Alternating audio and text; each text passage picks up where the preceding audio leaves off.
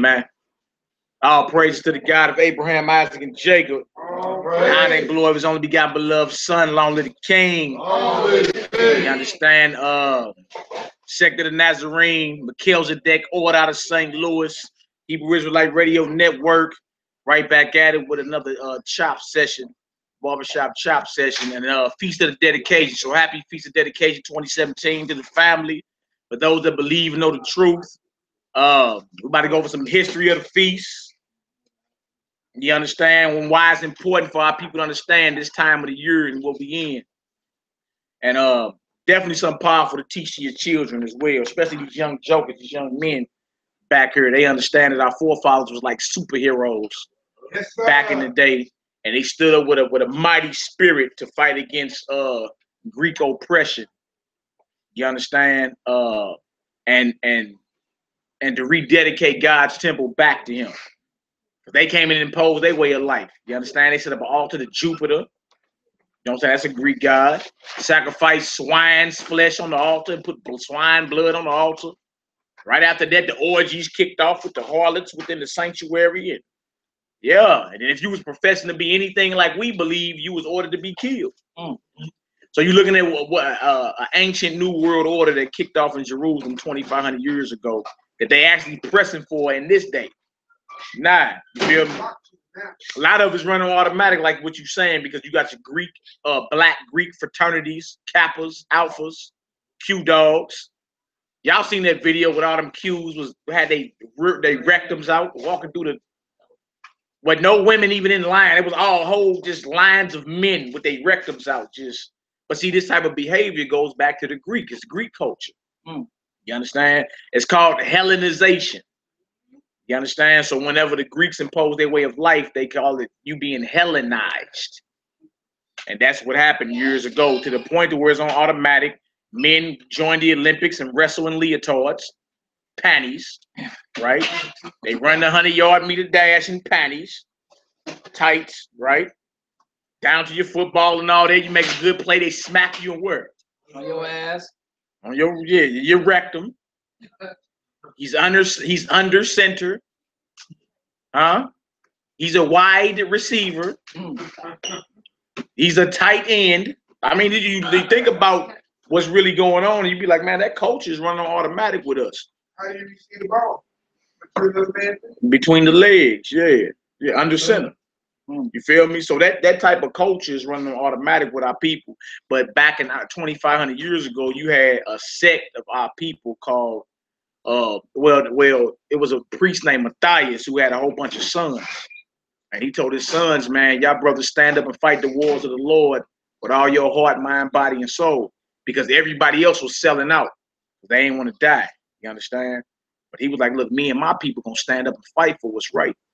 And had they not did what they did, who you know was Christ, when he walked the earth, would have not had a temple to go into. Now you read the New Testament talking about Christ was in the temple, breaking off. Christ was in the temple, breaking off certain doctrines and all that. Well, had not these brothers 200 years earlier stood up and went to war with the Greeks, he wouldn't have had a temple to even go in.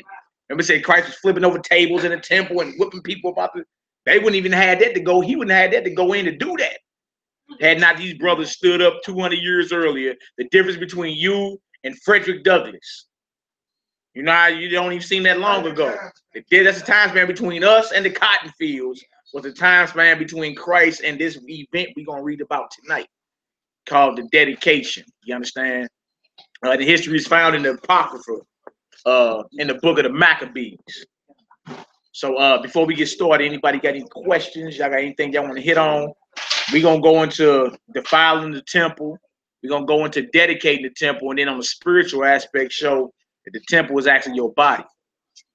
You know what I'm saying? So as valiant as these brothers was to physically remove idol worship out the physical temple, as valiant as you should be not having no false worship within your temple. That's right. You feel me? Just talking to the brother earlier about bunnies laying eggs. Bunnies don't lay eggs, right? But that's something we all partake in growing up, doing Easter speeches and all that.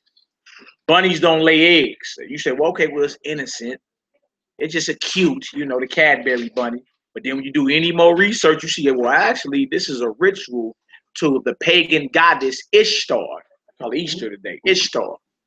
You feel me? In which they used to label little girls that was coming on their monthlies and all that. And a year later, sacrifice the 3-month-old babies. You understand? Roll eggs in the blood of the sacrificed child while you dye your eggs for Easter and all that. All these type of rituals that cannot be found scripturally at all. You feel me? That they try to attach to the Most High, the God of Israel and his son. So how about we be valiant in spirit and kick out any false words? But if it ain't in the scripture, it's false. It ain't in the scripture, it's false. You be like, well, no, the Bible. Look, the whole time they had you thinking certain things was in the Bible and it never was there. Never was there. Go ahead, bro. I don't know the 100 things that they celebrate now. They go back to child sacrifice. Majority of them, yeah. From the Christmas, the Easter, the Halloween, especially Halloween. Oh my God, man. Man, that's one of the most sadistic, wicked times. You can't even go get a black cat from the Humane Society during that time of the year. Because all the witchcraft and blood drinking that's going on. Child sacrifice is still rampant. And in these days, they're harvesting our organs. A lot of brothers they finding, you feel me? You look up some of our people kidnapped or whatever, they find them with their organs gone. They jacking their melanin out their organs and selling the melanin for $360-something a gram. A gram, not an ounce, a gram. A gram. That means you're walking money. You black gold. You feel me? All right, so let's get this story. Let's go to John chapter 10 real quick if you can for me, y'all. John chapter 10. John chapter 10. Again, Feast of Dedication 2017. And also prayer request for our brothers. We got some brother out of New York, named Ephraimite Magan. Him and his rib was in a horrible car accident. I believe it was yesterday. So prayers up for the brother and his family. If y'all want to support or donate to, you know what I'm saying, what's going on. I heard it was real bad, man. I don't know too many specifics, but I heard it was real bad. If y'all want to donate, you know, help out with the brother and his wife, holler at Daniel Benjamin on Facebook. That's Priest Daniel Allah out the Lions of Israel. You understand? It was a brother named Ephraimite Magan got in him and his wife, bad accident from what I heard. Yeah, so despite any doctrinal issues, you still got to keep it real with your people, man. It is what it is.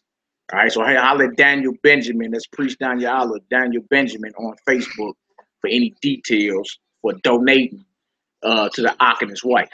You understand? So we praying for y'all. You know what I'm saying? With the Most I have mercy. We praying for a speedy recovery. Hallelujah. All right, this is John chapter 10.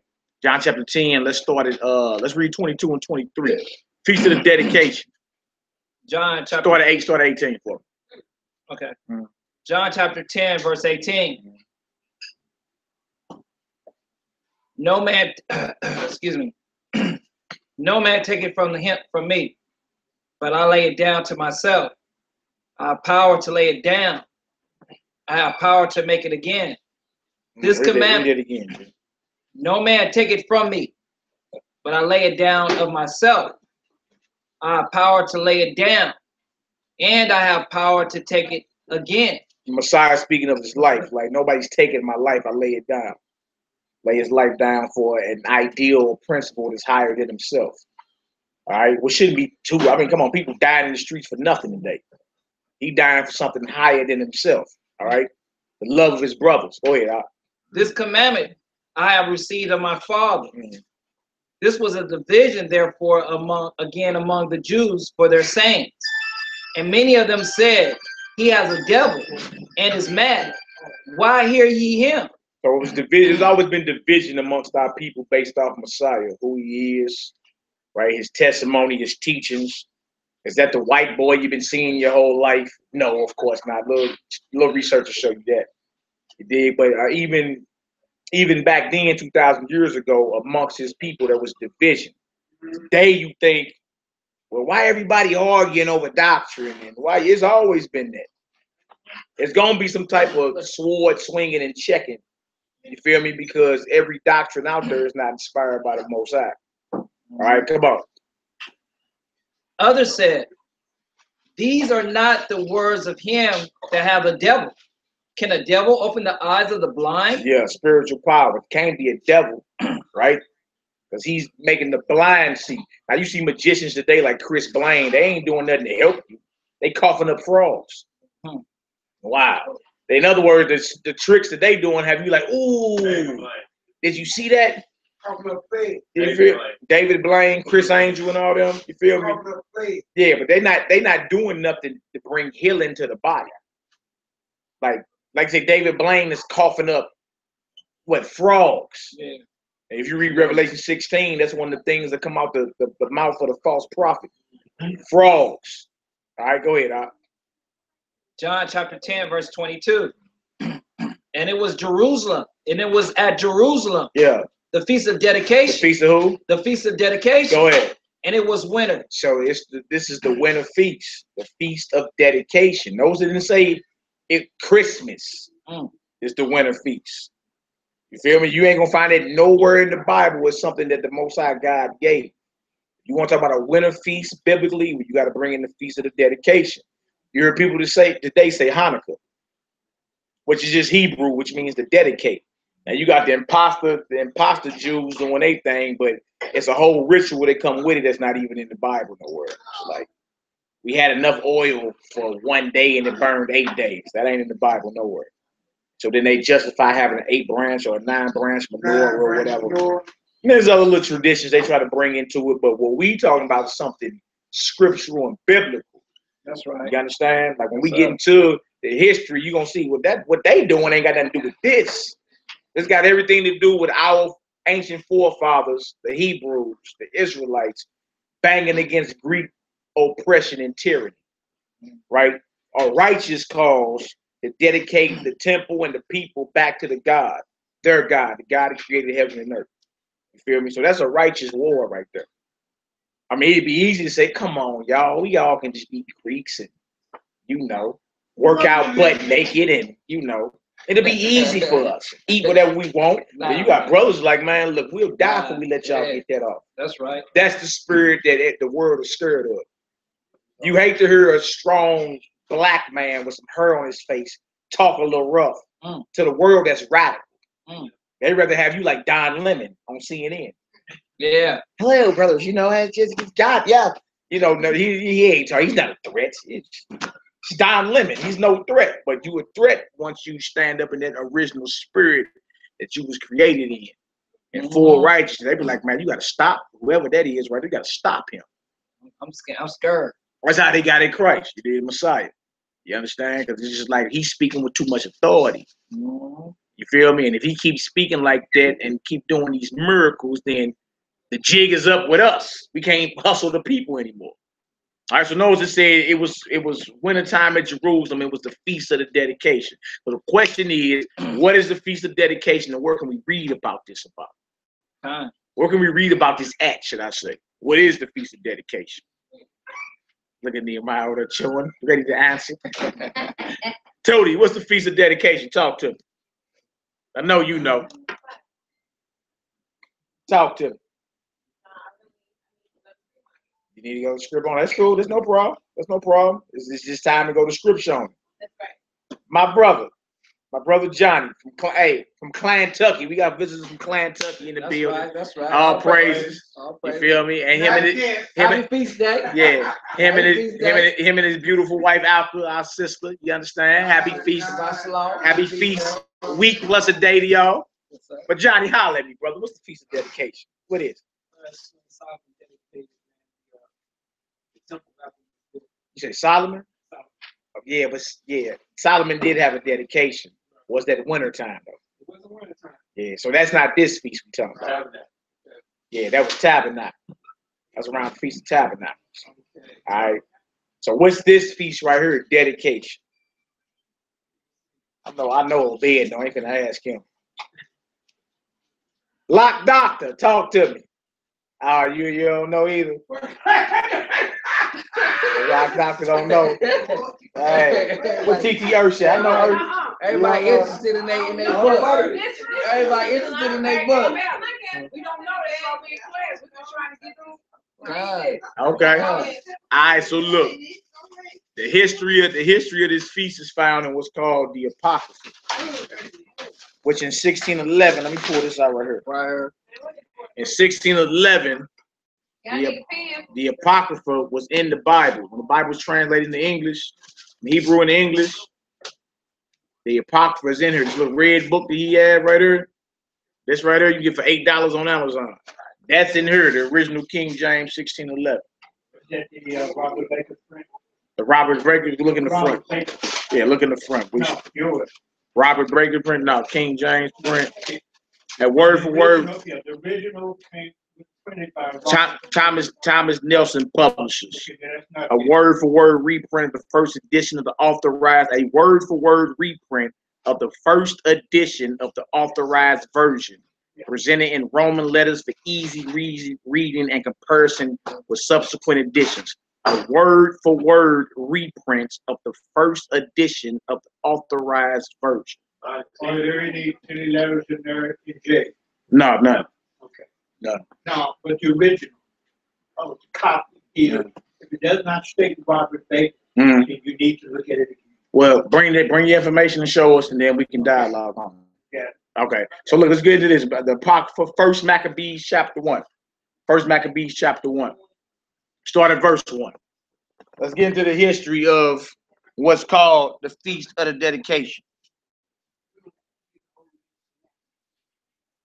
Yeah, brother, and then that's how we do. You're more than welcome to bring your information. Yeah. And then what we're gonna have you do too is with that publishing you talking about, we need that side by side with what we got, and it's on you to show the discrepancy. Oh, yeah. Okay, all right. All right, come on. First Maccabees chapter 1. Start at verse 1. Let's get her done. First Maccabees chapter 1, verse 1. And it happened after Alexander, son of Philip, the Macedonian, who came out of the land of Chetam, had smitten. Boy, you okay? You all right? You got it. I don't know how to. I don't know. Now you cool? You ready? You ready to roll? Thank you. Come on, man. Come on, man. Come on. We gotta be rapid fire around here, brother. Come on, let's get it. I told you. Let's get it. You want rapid fire, brother? That boy said smitten. I know what that word was. Come on, man. All right, First Maccabees, what and what? You ready? All right. I would do it. Okay, y'all ready? And it happened after that Alexander, son of Philip, the Macedonian, who came out of the land of Chittim, had smitten Darius, king of the Persian and Medes. Yeah. That he reigned in his stead, the first over Greece. The first who? Over Greece. Now trip off that right there, right? Now we know historically and biblically the first king to rule over the Greek Isles was who? I'll read again. What is it? It was that Alexander, son of Philip, the Macedonian. You ever heard about Alexander the Great in school? Yeah. Or the Greek? You feel me? He was the son of Philip the Macedonian. Now what make this major is that this was prophesied to happen before he was even born. That's how you know the Bible's the word of God. I need you to grab. Can you grab something for me? Daniel 8. Just hold your spot right there. Daniel 8, yeah. 20 through 23. Read that for me real quick. Notice we just read the first king over Greece was Alexander, the son of Philip the Macedonian. Prophesied to happen before he ever even was born. Yeah, Daniel 8 is the props. All right, we read out time tape. Daniel chapter 8, verse 20. The ram which thou sawest have two horns, are the kings of Media and Persia. We just read about Darius, right? We just read about Darius in chapter 1, verse 1 of Maccabees, didn't we? Right. Okay, go ahead. 21.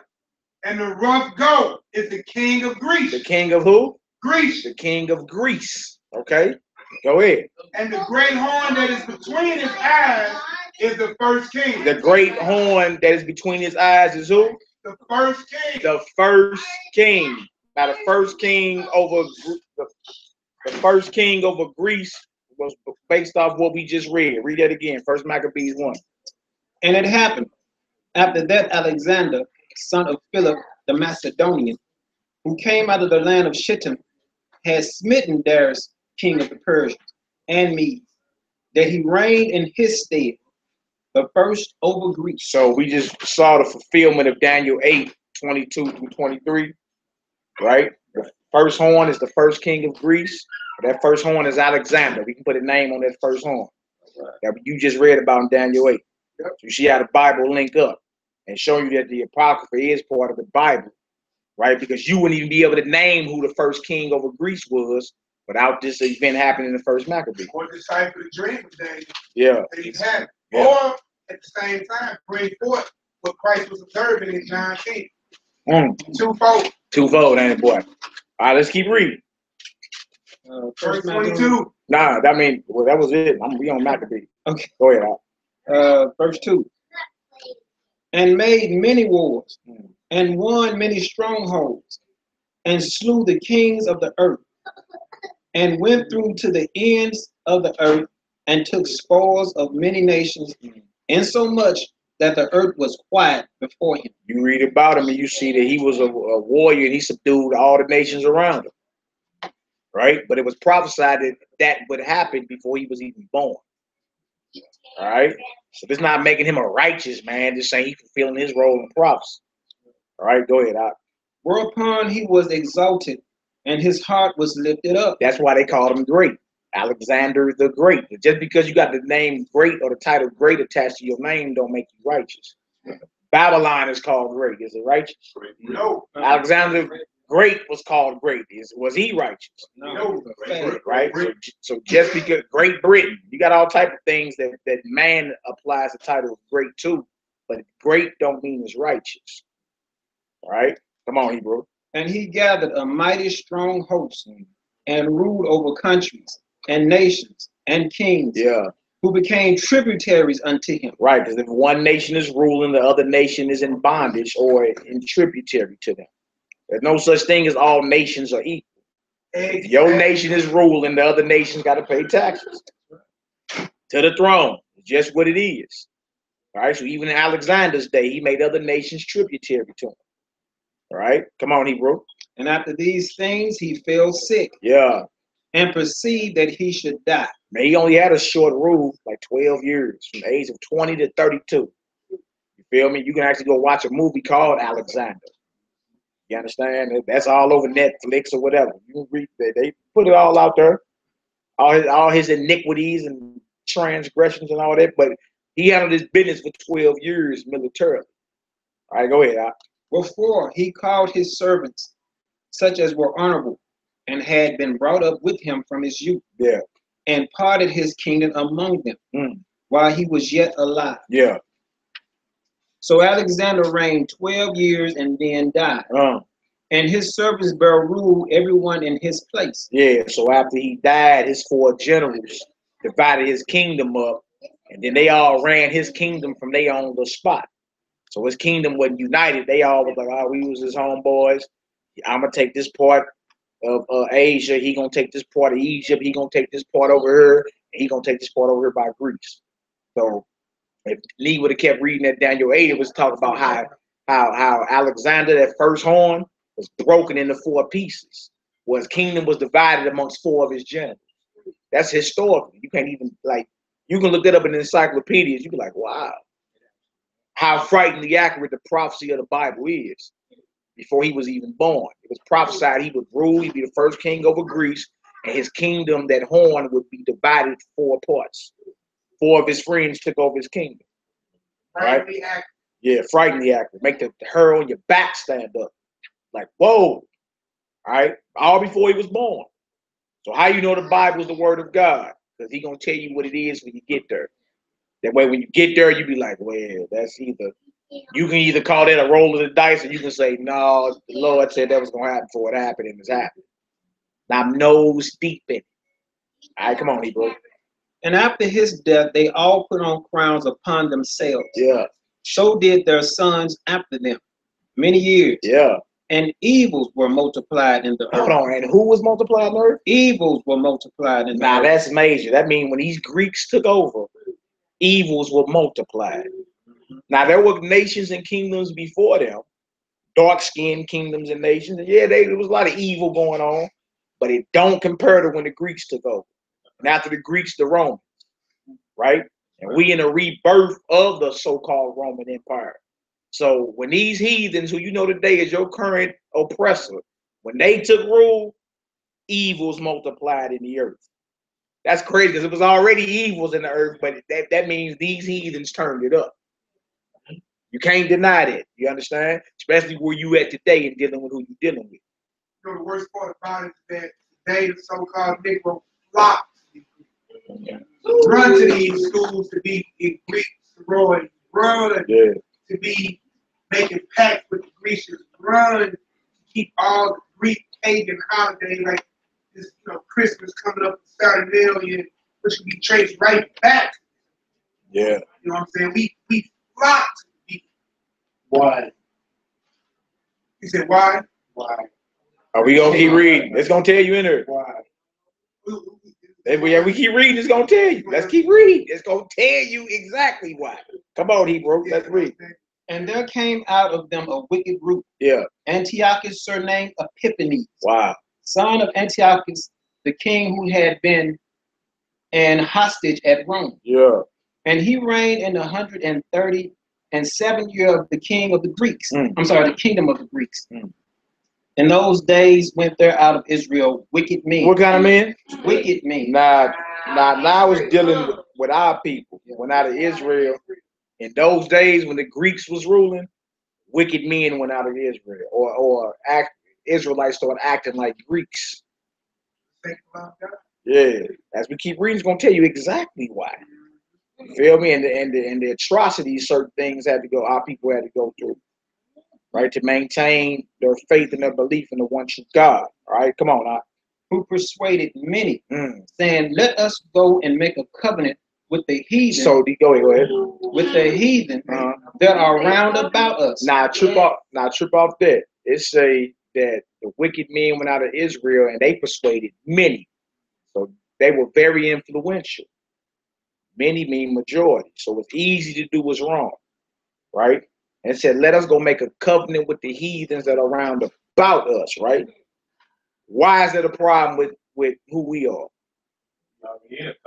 We already covenant bound. We the covenant with the God of Abraham, Isaac, and Jacob. Right?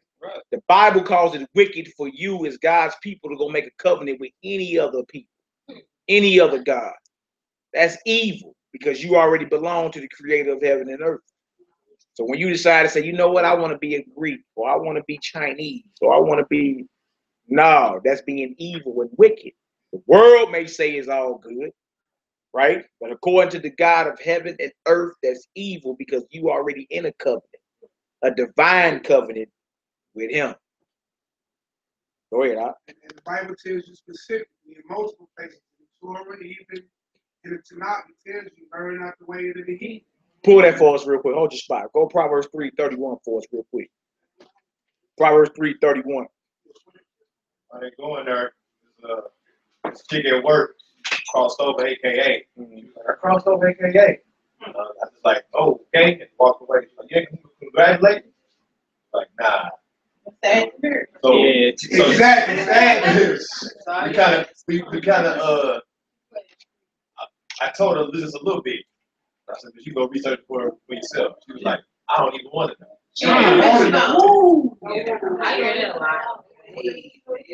Yeah, because our people feel that they're not gonna be held accountable if they don't know. But ignorance is no excuse for breaking the law. Not even on this side. Not even on this side.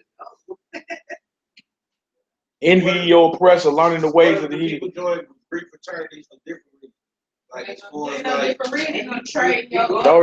I'm saying, like, what if you don't know and you join a fraternity or a sorority and you join it because of business wise, because they tell you going to school, if you join a fraternity or a sorority, like 9 times out of 10, when you go to look for a job in your career aspect, if somebody in a fraternity or sorority is easy to pull you into your field. How is that selling your soul if you're trying to provide a future for yourself? No, it ain't. How is that? I'm just make me understand. I mean, you want your answer? You want your answer or not? Yeah. I'm saying once you. How you selling your soul? I'm just saying. I didn't say.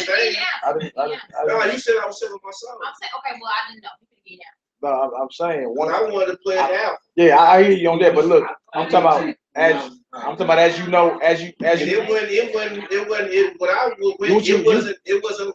I mean, I can understand how you said it's more like the Bible, but when I went, it was a brotherhood thing, and like they looked out for each other. Just like the Bloods and Crips, though, they brotherhood. I'm saying that's different though. This college gangbanger. I'm saying now what they was doing, they was actually looking out for their people. Like say for instance, how you just said how your brother had a terrible accident, and y'all raising money for him. When stuff like that happening with their fraternity bros, I'm saying, does that make the fraternity righteous? No, I ain't saying they make fraternity righteous. But I'm just going off what I understand. All right, but I'm saying you heard it, get understanding, right? So once you understand, as of now, I just was told that I was living. I mean, it was wrong. I'm talking about based off what you know now. We going into what the Greeks and how they impose their way of life, what's called Hellenization, on our people, based off what you know now. Regardless of the college perks, regardless of the career you can get. You understand? Because the devil came at Christ the same way. He said, "I'll give you the entire world. You can have every bit of perk. You can have any woman you want. You can have as much money as you want. Just bow down to it." So regardless of the perks and the benefits, right? If you know it's wrong, do you still take the perks and the benefits? That's the question. I'm just asking. I need to answer for you. I'm just saying, regardless, if you know at this point, I ain't talking about what you knew in the past. If you know from here on out, regardless of the perks or the benefits, I'm talking about a wolf in the clothing. I'm talking about you. I'm telling you, it depends on the wolf in the clothing. Okay, if so you tell me a good story, okay, I'm liable to buy it. just like in entertainment business, right? You got plenty of people that's promised a career, promised to be billionaires, millionaires, but you have to do something that's against God to do that. Now, my question to you is, do you do it? Can I say it? I got you. Okay. You said, do you? My question to you is, do you? Like Saul every day. I'm asking you. I ain't talking about everybody. Me. When I do it, it depends on the situation. So yes, so it's a possibility you would. I mean, if it's to benefit me and my family, I'm liable to tell you. I'm liable to tell you. I'm liable to do anything when it comes to provide for me and my family. Including go against your God. You said go against my God? Yeah. If I don't know no better than you. No, you know better now. I'm asking once you know better. Once I know better, I'm just saying. When I went to go join fraternity, I'm talking about now. I'm talking about now. Now? I'm talking about if the opportunity came for you to be blessed. If a man can give, let me finish talking. Let me finish talking. Where I'm making $100,000 for my family, and I ain't had to sell my soul to do it. I ain't talking about. No, I'm talking about selling your soul. Right. I'm just about to say, now you selling your soul. I'm selling myself because I joined a fraternity. No, listen, look, slow down first off. The question is this: if somebody come at you with some perks, benefits, let me finish. Let me finish. You keep cutting me off. Let me finish. If somebody come at you with what you want, like I give you the world, I give you the power, I give you the respect and the money, but you got to go against everything you know is right. What do you do? I ain't talking about everybody else. What do you do? I'm not gonna let nobody persuade me to do that. All right, well that's what we're talking about. I'm just speaking as far as actually me being like me joining a fraternity. I was joining a fraternity because they was like it was business wise. But once you find out it was wrong, what do you do? I don't know. I'm trying to understand what's wrong with the fraternity. Look, listen to it. We about to go through the whole story. I'm saying once you find out it's wrong, at that point, what do you do? I'm saying like everybody go through hazing. Like it's part of the ritual. yeah, get your ass whooped. I know. I'm saying, I wouldn't get my ass whooped. But I'm just saying, as far as the embarrassment, of course, everybody go through that. That's what you gonna do to cross. Okay. And if the hazing, if the hazing is go to your couch and spread that ass, what do you do? No, I ain't nobody doing that. All right, so there's a line you don't cross. I'm not spreading no ass for nobody. All right, so there's a line. It's a line you don't cross. Is the point? No, I ain't gonna let nobody beat my ass. So there's a line you're not crossing. No, I don't line. So there's a line you're not crossing because that's wrong, right? Yeah, I guess. But I'm just saying in this aspect, if I'm not gonna have to go through that, I'm not gonna do it. But if you do, what? I'm not gonna do it. All right, so there's a line. So you got a moral compass that you're not willing to violate, no matter what they offer you. No matter what nobody. So we back to our original point, bro. I understand it, but I'm just saying you just was saying like joining the Greek fraternity is bad because of what the Bible's saying. Yeah, I'm telling you, when I went to school, it wasn't like but you're not in school now. You're talking about now, huh? You learning now about it. You saying now? I'm just telling you what experience I went through. Calm down first. I am calm. You're not, bro.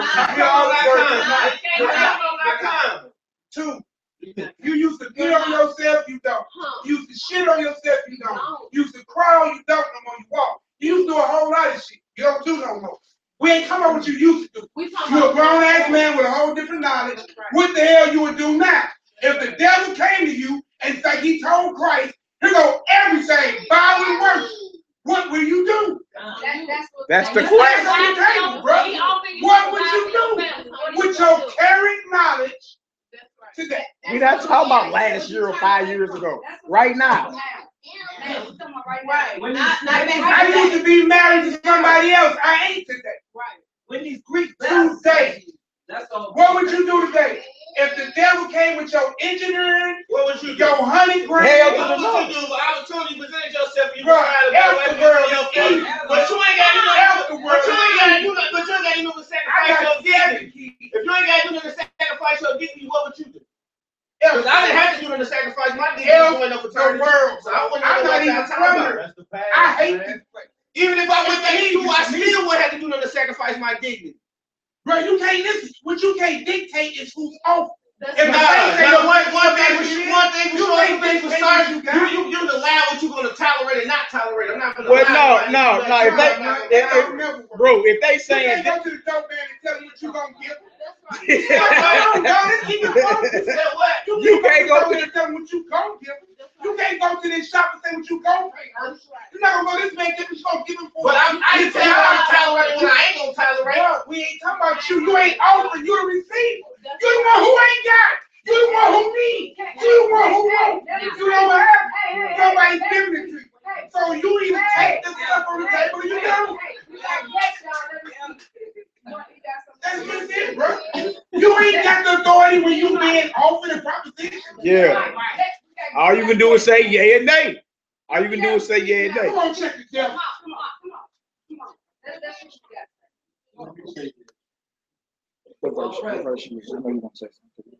Right here, bro. I'm at 11. Which y'all seem to overlook, brother man. He's only expressing for what he sees. Thank you. That's right. Thank you. And you're challenging him what he sees. If he says, I see a pink elephant, you don't, does not mean he still believes. To get him to see I need what Matthew. he needs to see, you have to allow him to go through these trials and tribulations. Yes, where we are right now, we're good in where we at in our awareness. He is aware of what it is. But until he get understanding, what the scripture says, in all you'll get, you get what? Understanding. So until he gets to understand, no matter what you say, he still don't see his figure. But he's trying to give him understanding. Yeah, but yeah. I understand Some personally what he things said, cannot I'm just saying in my situation, I didn't have to go through it. with pain and suffering to get it. Everybody don't have to be subjected to it. It's like you gave him an out. That's what you said. Yeah. But we Yeah. have to go through it. And even with, if no matter what you may deal with and what may be presented to you, you might be able to make it through. The next brother may not be. And I go to the same class. We go to the same class. Because we have now gained interest and got the knowledge and awareness and some understanding, does not mean you still will not You fall. got that? You're going to have your moment. You're going to have it. That's why you would find the scripture talks about, I think it's in Matthew 13, verse 19. That's about the sowing the seed. Yes. Whenever you hear the word, On down. Yeah. whenever you hear the word, whenever. you By the hear the wayside. word, then come the wicked one. Yeah. So no matter how you read and get it, if it snatches from you didn't have it in the beginning. This is where he's at. He got it. He wants to get it. But you can't keep pounding on him expecting to get it. Yeah, but we're not even done with the story though. We're not even done with the story. He just So Yeah. furnace, he needs to let the script. Yeah, and then we he heard him. We heard You you, might have heard his answer. and you heard everybody. Now we finna hear the yeah, word. we finish the story. But we're gonna come back to. And you're right. Okay. He got to hear it. But here's the We're gonna come thing. back to. But if he does not get the relationship with that word, It's But him. he gotta. That's Because he's the type of man. He's still here. He listen. but he is who he is. But he's That's still here. around He his listen. head. So But he. he is who And this ain't his first time here. This ain't his first Like he time. know how we get down. You feel me? So this ain't his first time here. He know what it is. Nothing wrong with it, bro. It ain't nothing. It ain't nothing. It's all good. Just tell what I went through. I didn't have to do this. You what fraternity you in? I was finna be an There ain't no finners. What fraternity you in now? You not in. You're not even in there. I was finna be a blood. There ain't no such thing. Come on, Matthew 4, man. Matthew 4. Listen. Ain't no. If my auntie had nuts, she would be my uncle. If my aunt had nuts, she would be my uncle. That you not know alpha. You not know alpha. Come on, man. You not. But so you're not alpha. Matthew chapter 4. Let's go Matthew 4.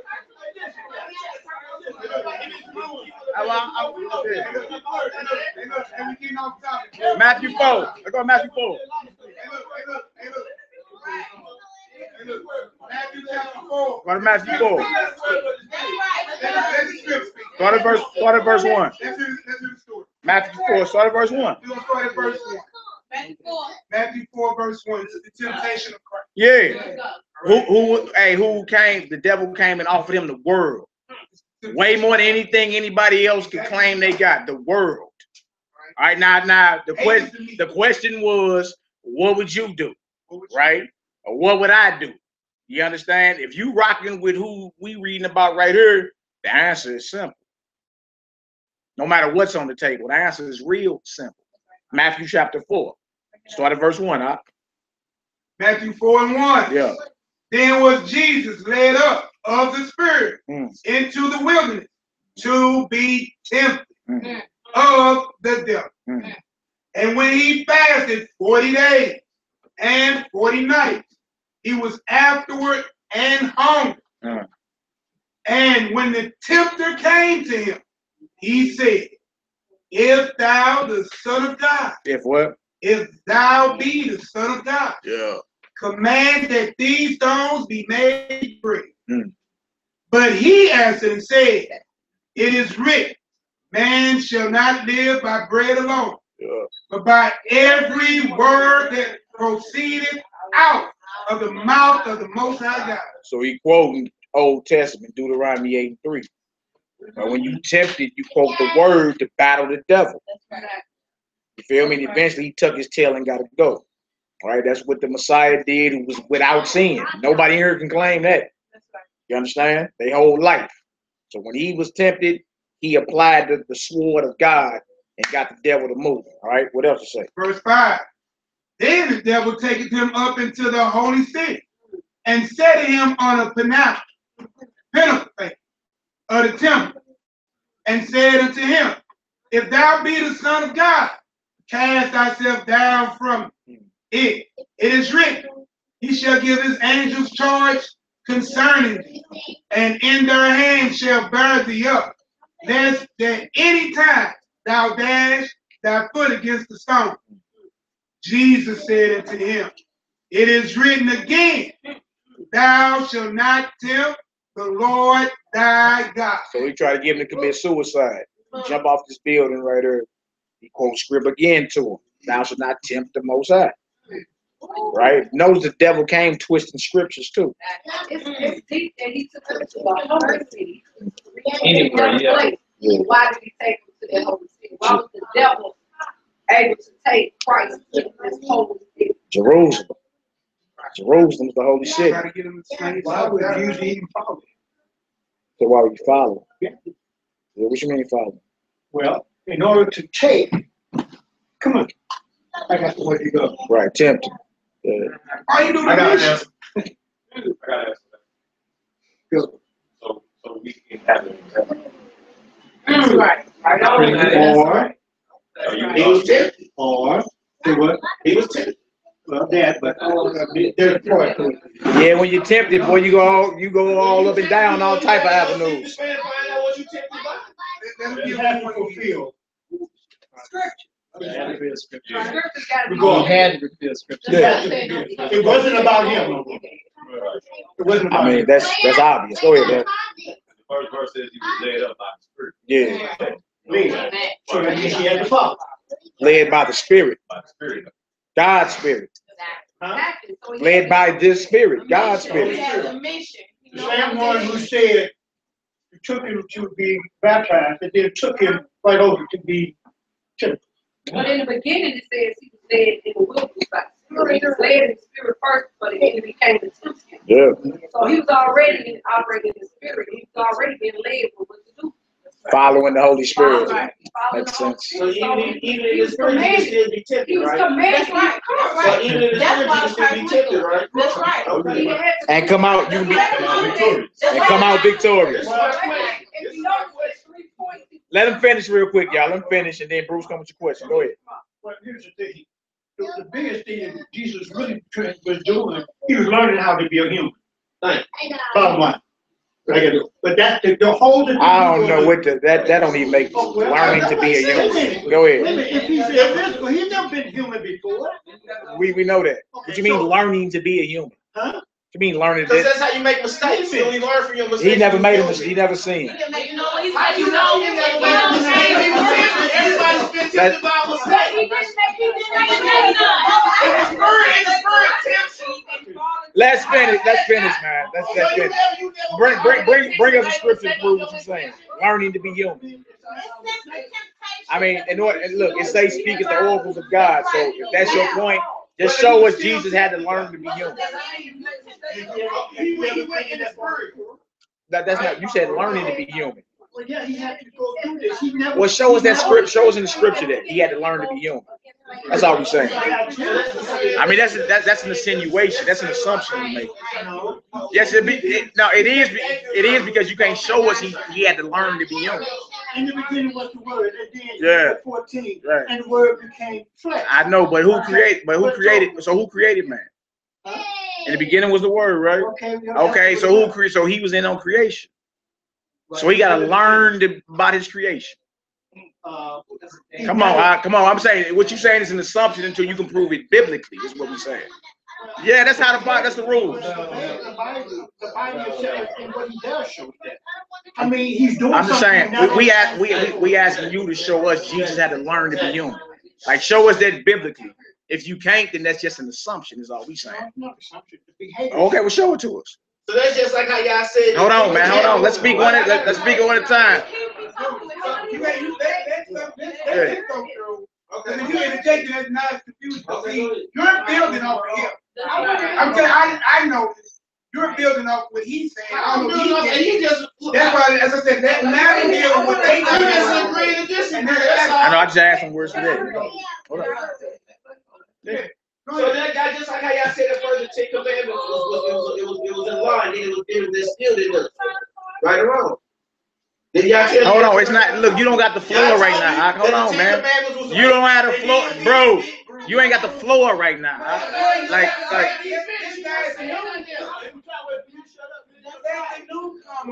He ain't never this first time with us. So you got us all the time. Tomorrow, day, later, after you're done. come on, man. So look, the elders said Christ had to learn to be human. We're saying that's an assumption unless you can show us that. Show us that he had to learn to be human. There was no prophecy to say he had to learn to be human. Has he ever, when he came, did he ever come in human form before? Not before he came in the flesh. But the point is learning. Yeah. So show us how he had to learn about what he created. Even because he created, was it the purpose to become sinful? This is what I'm saying. If my brother O back here made this refrigerator, what he got to learn about it? Do we have to become the refrigerator that he created? What he got to learn about? He made it. I mean, every intricate part of it. He ain't nothing you can't tell him about this refrigerator if he created it. But even in created, there are also things that could happen. Yeah, I'm talking about. You said he had to learn about it. But that's just like what we're going through right now. We're learning more so how to be a spirit more so than to be human. It's the birth. I mean, reverse that's cool. Look, the scriptures say if you speak as the oracles of God. So this is what we asking you. If you're gonna make a statement, show us biblically. Other than that, it's just an assumption, and we're gonna have to call it that. Just an assumption. I mean, you can't, but the behavior, if you look at the behavior when you come here, as he came in as a man, as really a vessel, he really came as a vessel so that God can dwell within him to do what he had to do. Because there's nothing God can do without a human. Well, just show us him learning his creation. So when he made her, Go ahead, sis. Go ahead, sis. but I'm trying to get this. So, Go ahead, boo boo. So God said he already knew everything that was gonna happen, right? Yeah. He knew it. He knew he made it, did everything, right? I forgot. Look at her. I would say other than some stuff. Go ahead. Okay, Go ahead. you said when he got her, so when God placed him in Mary, something happened, right? Mary. And then when she placed her, the name Mary. I don't know the Bible like this, but I'm asking. But when he placed her in this, because I know she didn't get pregnant, he placed her in her womb. That's from what I was told. So when he placed her in his womb, he was there. He placed her with all this knowledge. He didn't have to learn the way of the world as he grew as a man. Well, we can go let the scripture. You want me to give you scripture answer? No, I'm just asking. I don't know. I'm asking. No, scripture sound doctrine. All right, that's what I'm saying. Because that's just like saying as you born as a baby, you already know how to walk. So as soon as I get 9 months, I'm just gonna walk. Everybody has to put me down and teach me how to walk with no hard. I just know how to walk because God already gave me this. Let me say this. Anything that you're saying is this Yeah. That would, yeah. First of all, y'all, wait a minute. The scripture is not for private interpretation at all. That's right. It's not. So anybody that takes the floor need to have the scripture back them up. That's Yeah. right. So if you ain't, say your questions to the end That's and right. let's get it done. That's right. Because everybody is jumping all over the place That's and right. ain't proving themselves in the script. I'm asking questions. No, wait a minute. What you're doing is you causing confusion. Right. Because the questions you ask me, Right. it's not, You makes can't you even make give it me the common answer. sense. You cannot go in the script. But It's good. No. It's good to ask your questions. Hold on to Well, it. wait for the answer. He was getting ready to give you every answer out of the word of God. Amen. The scripture is for reproof and correction. Amen. This is not what you said is what you think the interpretation is. Exactly. It's got to be the word of God. It got to be the word of God. And that's the only thing. No, let me say what I'm saying. Malachi got the floor. He just said, show me in scripture what you're saying, because he's going to back his up with the word of God.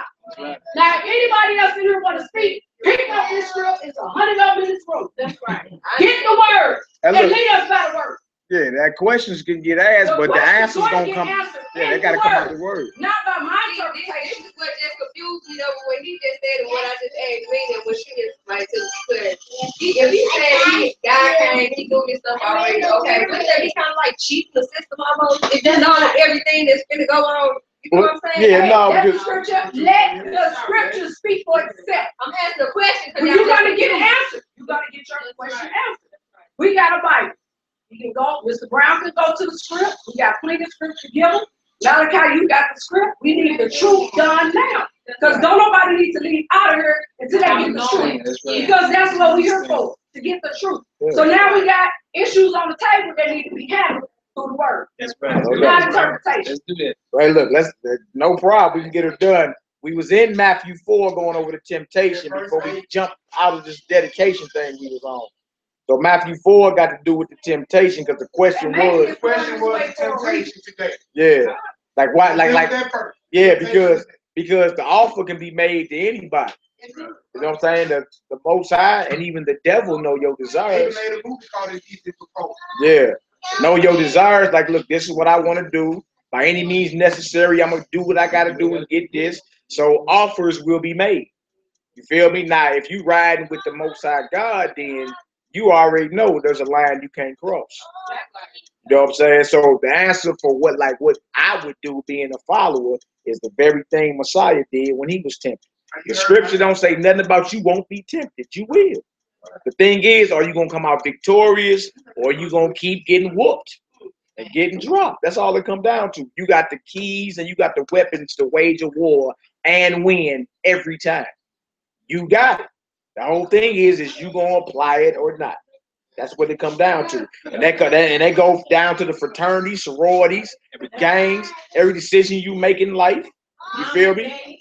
Do I do this and go against the Most High so I can get me a perceived benefit, or do I say no? I'm gonna stand up and do what's right. Yeah. Yeah. But look, let us answer that. Hold up. But look, we're gonna answer that scripturally. Okay. Don't leave before we can get an answer. Yeah. If you let it sit there a minute long, I'm saying. I'm just gonna pour it in my cup. I'm just what? Let me ask you this. Job was the perfect and upright man. He said in the script, Job was the perfect. Sean evil. We got you, sis. Wait. But the Bible says he was perfect. That's right. So the Bible now that's doesn't right. God make perfect. How are we gonna say that's right? I'm coming to you, sis. Can the creation tell the creator? And that Job came just like everybody else came. With the bed of flesh. Let's finish up Matthew 4, and then what's on the table is being perfect, or whatever. And then I'm coming to you. We got it. Yeah, but I'm kind of. I know. I'm trying to. I went on the question he asked about like every day when he was born, every day that man still. Yeah, You know, in Matthew 4. I just want to bring up or put it in question form because you're talking about Christ being tempted. Understand that you can self-tempt. You know what I'm saying? You can't just say the devil tempted me because who tempted Satan when he was in the heavens? And the other angels, I was told the other angels. No, you got free will. I heard it. You got free will. The other angels was trying to say to do what he did. All right, can we touch on the topic we got now? One thing at a time. I heard they was one thing at a time. And then you got your I ain't saying you didn't hear. We don't know what you heard. I ainn You just brought up something about being tempted, and like you can conjure that yourself. You can Listen, if y'all can feel me one time, we're feeding. Stop feeding. Let's hit one question. Amen. Then hit the next. Amen. That's right. Anything we add to it is feed. Let's do Stop feeding. We in Matthew 4. Matthew 4. Let's finish it Right? up. We at verse 8. Top of your question. Again, the devil taketh him up into an exceeding high mountain Hey, y'all are joking. and showeth him all the kingdoms of the world Yeah. and the glory of them, and said unto him, all these things will I give thee, if thou wilt fall down and worship. The devil told the Son of God, look, the glory of the world has been given to me, all the kingdoms of the world. I'll give them to you if you fall down and worship me. Here's the offer. Everything you desire, everything you wish, everything you see yourself as, you can have, but here's the kicker. You got to fall down and worship me. No hazing, Look, nothing. What do you do? Bow and worship. Right? Now that's for each individual to self-check and self-analyze themselves. What would you do? It's everything you desire to become. But you have to what? Worship the devil. You have to worship the devil to get everything you desire. What do you do? Let's see what he did. And then you can ask yourself, well, what I, man, damn, that was stupid. I would have did that. Or you can be like, you know what, that's right. I would have threw the offer back in his face too. You understand? And then look, and if you're not there, I can't make you be there. You understand? I can't make you be there. All right, well, go ahead. What did it say? Verse 10. Yeah. Here's the answer. Then said Jesus unto him, get thee hence, Satan. So he ordered him in a certain spot. Get behind me. So that shows you got power to order the devil behind you. Like, look, get away from me. As quick as you can slam the door, somebody popped up at your house. Yeah. You got the power by the Spirit of the Most High to dwell in you to check the devil. Get behind me. See, that was the final call for Christ. Bow and worship. Get behind me. Oh, no, it's time to check this. Yeah, go ahead, out. get thee hence, Satan. Yeah. For it is written, thou shalt worship the Lord thy God. Yeah. And him only shalt thou serve. Him only shall you serve, not you, but the Most High God. So the question would be, if that offer ever came, because it will come in your life. Everybody gonna get an offer, right? And when that, hold on for a second, and when that offer comes, either you gonna do what's right and follow the example of the Son of God, or you gonna say, I'm taking that deal. Heaven and earth is recorded. And look, we got Kanye West on record, man. He told you, man, I made the deal. I sold my soul to the devil. It was a crappy deal, but it came with a few toys like a Happy Meal. The same boy that told you Jesus walks came out years later and told you he sold his soul to the devil. So we can't act like it's superstition, like so we playing around.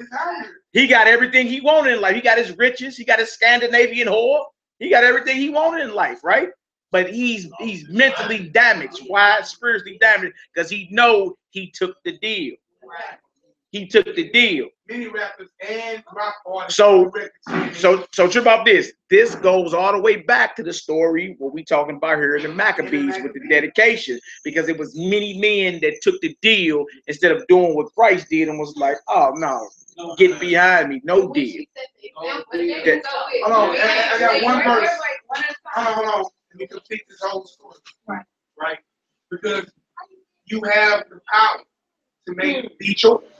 Right? 1 Corinthians 10 and 13. There has no temptation taken you, but such is common to man. But God is faithful, who will not suffer you to be tempted above that ye are able. But with the temptation also make the way to escape. Yeah. That ye may be able to bear. He gave you the victory out the gate. Yeah. You just gotta take it. All right, so look, we got that, right? So we understand. So we getting there. We getting there. Yeah, but stick around, because the question came out, what would Nehemiah do? Yeah, because you put me on the table. Yeah. Yeah, the question came out. What would Nehemiah do? And he told you, hell to the no, I'm not doing none of that, because he followed. Hold on. No, because you was talking about your engineering degrees and all that earlier. Yeah, but you was talking about my soul to do it. I knew I wasn't gonna do it. Not to do it. All right, let's get on back. Let's get on back to the Maccabees, because this is back to the Greek lifestyle. Somebody defending the Greek lifestyle up in here. Let's get back to it. No. Let's get back to First Maccabees, chapter 1. This is what we're here for, the dedication. We know the scripture in Job and Luke chapter 1, about Luke 1, about John the Baptist's parents, being upright, perfect, Zechariah, Elizabeth, Job being a perfect, upright man. One that what? Hated evil. So if you're somebody that eschews evil and follows the commandments, biblically, you're perfect. It don't mean you're flawless. It just means I hate evil. I'm not cool with evil. That's what perfect means biblically. I hate evil. I'm not cool with some sodomites switching down the street. And I'm never going to say let them do them, I'm going to do me. You're not perfect at that point. All right, let's get back to this Maccabee, because that's what we're here for. All right, we're going to see many brothers that sold out and took the deal, and we're going to see a few righteous that stood up and said, you know what? We're going to stand up for what's right no matter what's on the table. Let us get to our point. I'm coming to you. Hold it for a second. Let's read some more. I'm coming right to you. Come on, Hebrew. First Maccabees 1. What verse you in? We're in 11. Yeah. All right, I'll start back at 11 at the first. Let's get her done. In those days went out of Israel wicked men, who persuaded many, saying, let us go and make a covenant with the heathen that are round about us. Covenant with the heathen. A covenant is a contract, agreement. And this basically ain't saying you ain't gonna know nobody of another belief.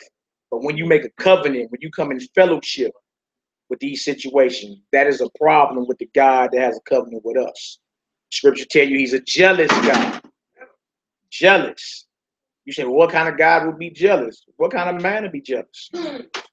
You came home, been working 80 hours a week, and you saw Hank sneaking out the back door. You gonna be cool with Hank? You gonna be jealous? Yeah, you gonna be jealous. Yeah, all right, come on now. For since we departed from them, Yeah, we have had much sorrow. yeah. So this device pleased them well. So the ones are saying, let's go make a covenant with the heathen, say, well, look, since we not making a covenant with them, we done had sorrow. You see? Because it's easy to be in cahoots with the world. It's easy. When you decide to take a stand, now you become a target. And people say, oh, look at them over there. Or, damn, look what they doing. Or she a Muslim. Or she in a cult or whatever. When you stand up and say what it is, it seems like, dang, my life got kind of harder when I start professing the truth. Not easier, it got harder, actually. You feel me? Because it's harder to be honorable in this setup. It's easy to go along with to get along and just to do something for peaceful means. But if you like, look, the bus stops now. I'm not doing none of that. I don't care what happens. That's more honorable in the eyes of the Most High than somebody just going along with the evil for the sake of peace. All right, but the people knew that back then. All right, like, come on now. Then certain of the people were so forward herein, that they went to the king, who gave them license to do after the ordinance of the heathen. So the king gave permission. Like, oh, that's what you want to do? Oh, y'all want to be Greeks? Be Greeks. Go ahead. All right, go ahead. Whereupon they built a place of exercise at Jerusalem, bless you. According to the custom of the heathen. They built a place of exercise. Now here enters all your Greek Olympics, your sports. Here enters all your Roman Colosseums. Here enters all these sports that you look at as entertainment for the day. Here enters all that. You see what I'm saying? Because when you're done talking, what none of these sport teams in ancient Israel. That ain't what the Most High made us kings and priests, not athletes. You understand? It's just we the best at what we do because we his people. But we weren't born athletes. We was born kings and priests of the Most High. So you see, this was a custom of the heathen instituting these Greek and Roman Olympics and way of life into Israel. All right? Come on, Hebrew. And made themselves uncircumcised. Question: how do you make yourself uncircumcised if you already circumcised? Break the covenant. All right. So when we read, envy not your oppressor and choose none of his ways, right? When you start acting like another culture in the eyes of God, you're uncircumcised. You put your foreskin back on.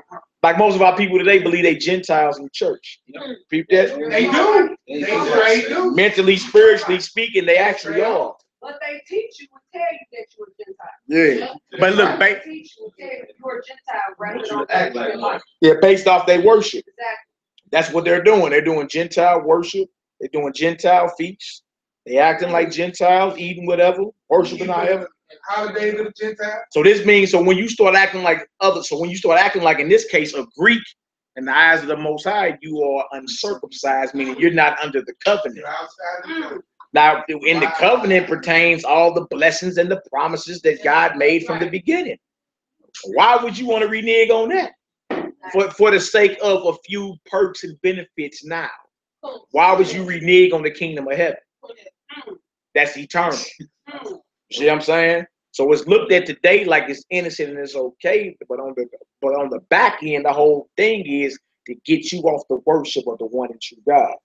That's the whole back end. That's based on what they're doing now. That's exactly when you get to college, they say, "Oh, we're gonna help you. We're gonna help you get these jobs." Just bow down to the street and do things, climb off and pledge. That's a covenant. You pledging to something. That's a covenant. Yeah. Yes. So that's what they're doing now. So when you pledging, just like when we grew up in school, they had us do the Pledge of Allegiance. All right, so you pledging your allegiance to a flag. To your oppressor. Same thing when you're saying I want to join this. When you saying you want to join this brotherhood, but trip off this. The scripture called it the brotherhood of the Messiah. You're already in a brotherhood. There's no need to take no other type of oaths and go through any other rituals to join anything. You are already a part of a brotherhood. You're already part of a righteous nation. That's what we're seeing. Yeah. They all they see is this world and don't like really trip off the afterwards. You know what? They kind of answered what I was going to tell you. No, I'm serious. I'm serious. Did you get an understanding? Like what you were saying, like you was just that close to joining And you said it was good. I got a perfect. It was just the seed that was good, but spiritually it was all bad. Yeah. Look, watch Just it. thank the Most High that you didn't go that far and actually. Ask me. Hey, can I say something? Go ahead, bro. Like I said, man, I understand where you're coming from. Your attitude is, you know what, I'm going to do this to better myself. It started out innocent with you, but when you start dealing with people, I always start small, but as you move up there louder, you're going to realize you're dealing with something much greater. That's right. In the end. See Yeah, that? but the thing is, the thing is, if you're not mentally strong, then you will let yourself go. I'm mentally strong. I was prepared for that. I'm not gonna let nobody put me in something I know I'm not. If I wouldn't do it her, I'm not gonna do it. I'm not gonna do it to be no alpha. Come on, keep reading now. Flat out. Okay. Hey, read. All right. I started Either had a 15. Okay. And forsook the holy covenant and joined themselves to the heathen and were sold to do mischief. Yeah, see, that's the whole end of it. The whole thing is for you to forsake what it is. When you make a covenant with someone else, the thing is you can't be in two covenants. Okay. You can't be in two covenants. No such thing as multiple covenants. Either you got the Most High as your master or somebody else. There's no in between. Like your lip could say something, but your rituals and your actions could say something totally different. That's what the scriptures is talking about. Like all of it got to line up and be on one accord. You can't say, well, I'm in covenant with God. Like somebody asked you, are you in covenant with God? And you say, yeah. Well, what is the covenant of God? What is it? What does it imply? You understand? And then there will be no answer. There will be no answer. But if somebody was like, well, what all you had to do to become this or to become that? What did you have to do? Shalom, man. Shabbat shalom. Like, what did you have to do? Shalom, twin. What did you have to do to become this or to become that? You would know every intricate detail. Like if to become an alpha, you would know every intricate detail on becoming that. So if somebody would say, all right, well, I'm under the covenant of the Most High, then what does the covenant of the Most High imply? You feel me? Like, in other words, you can't say I'm under the covenant of the Lord and you don't know what his covenant is. Impossible. But somebody asks you, what did you need to do to join the Grape Street Crips? Or what you need to do to join the Cowboys? You would know what you had to do because you're in league or part of that covenant. You see what I'm saying? So somebody was to ask, are you part of the covenant of God? Right? Hopefully that would be, your answer would be yes. And the next question would be like, well, what does the covenant of God imply? What is that? You feel me? Then you would have to go and tell them in detail, this is what the covenant of God is. The reason being, if you was an alpha and they asked you, and you was just holding, I mean, you know, it wasn't no secrets or whatever, you was like, what all you had to do to become an alpha? You feel me? So what all do you have to do? No, I'm not, it's hypothetical. I'm not asking you to answer. I'm not even asking you to answer. It's a rhetorical question. I'm just saying, like, if somebody asked you about the covenant of God, then asked you about becoming an alpha and league with the alphas, you would have more of an answer for. I have an answer for both now. But for the alpha, I'm saying we talking about back when you was like when I was in school. Yeah, I didn't know about the. I know. That's I can definitely answer that then. Right. Now I can answer both. But that's the point. You talking about now, though, right? That's the point. Yeah, I'm talking about now. Like you told me what I was talking about then. You talking about now. Yeah, of course I'm talking about now. That's what I'm talking about now. But you would have to know everything you need to do to become one. Yeah. An alpha, right? Yeah. Or you have to know everything you need to do to become a son of God. Yeah. Right? Yeah. In order for you to be in covenant with that. Right? This right here say when they partook of another covenant, the flip side is they forsook the covenant of God and were sold to do mischief. So you can't be in two covenants, you can't be in the covenant or in league with the alphas and in the covenant of God. It's impossible. The alphas is a Greek covenant. You did? Come on, let's read. Now, when the kingdom we in First Maccabees, Hebrew. First Maccabees chapter 1. Go ahead. Verse 16. Yeah. Now, when the kingdom was established before Antiochus, he thought to reign over Egypt, that he might have the dominion over 2 realms. Right. Wherefore he entered into Egypt with a great multitude, with chariots and elephants and horsemen, and a great navy, and made war against Ptolemy, king of Egypt. Yeah, these Greeks on Greeks now. Go ahead. But Ptolemy was afraid of him and fled, and many were wounded to death. Thus they got to the strong cities in the land of Egypt and took the spoils thereof. And after that, Antiochus had smitten Egypt. He returned again in the 143rd year and went up against Israel and Jerusalem with a great multitude, and entered proudly into the sanctuary. Proudly, yeah, go ahead. And took away the golden altar and the candlestick of light and all the vessels thereof. This is part of joining to the Greek covenant. You see, here comes the hit on the worship of the true and living God. If it was all innocent, why the worship of the true and living God got to be under attack? Eventually, you finna have to choose a side. Yeah. Notice he come back into Jerusalem and he enters right into the temple and he starts spoiling the temple of God, robbing it, doing all type of hideous things. You understand? This is what the covenant with the Greeks implied. Start off like, yeah, it's all good, but the end game is get rid of that God of that Bible. That's the end game of it. Let's read out. And the table of the showbread, Yeah. and the pouring vessels, and the vials, and the censers of gold, and the veil, and the crowns, and the golden ornaments that were before the temple, all which he pulled off. He took also the silver and the gold, and the precious vessels. Also he took the hidden treasures which he found. And when he had taken all away, he went into his own land, having made a great massacre. A great who? Massacre. Massacre. The whole thing is just lay down these people, right? Go ahead. And spoken very proud. Jump down to verse 29. And after 2 years fully expired, the king sent his chief collector of tribute unto the cities of Judah, who came unto Jerusalem with a great multitude. Now y'all got to pay how y'all weigh. Where my money at?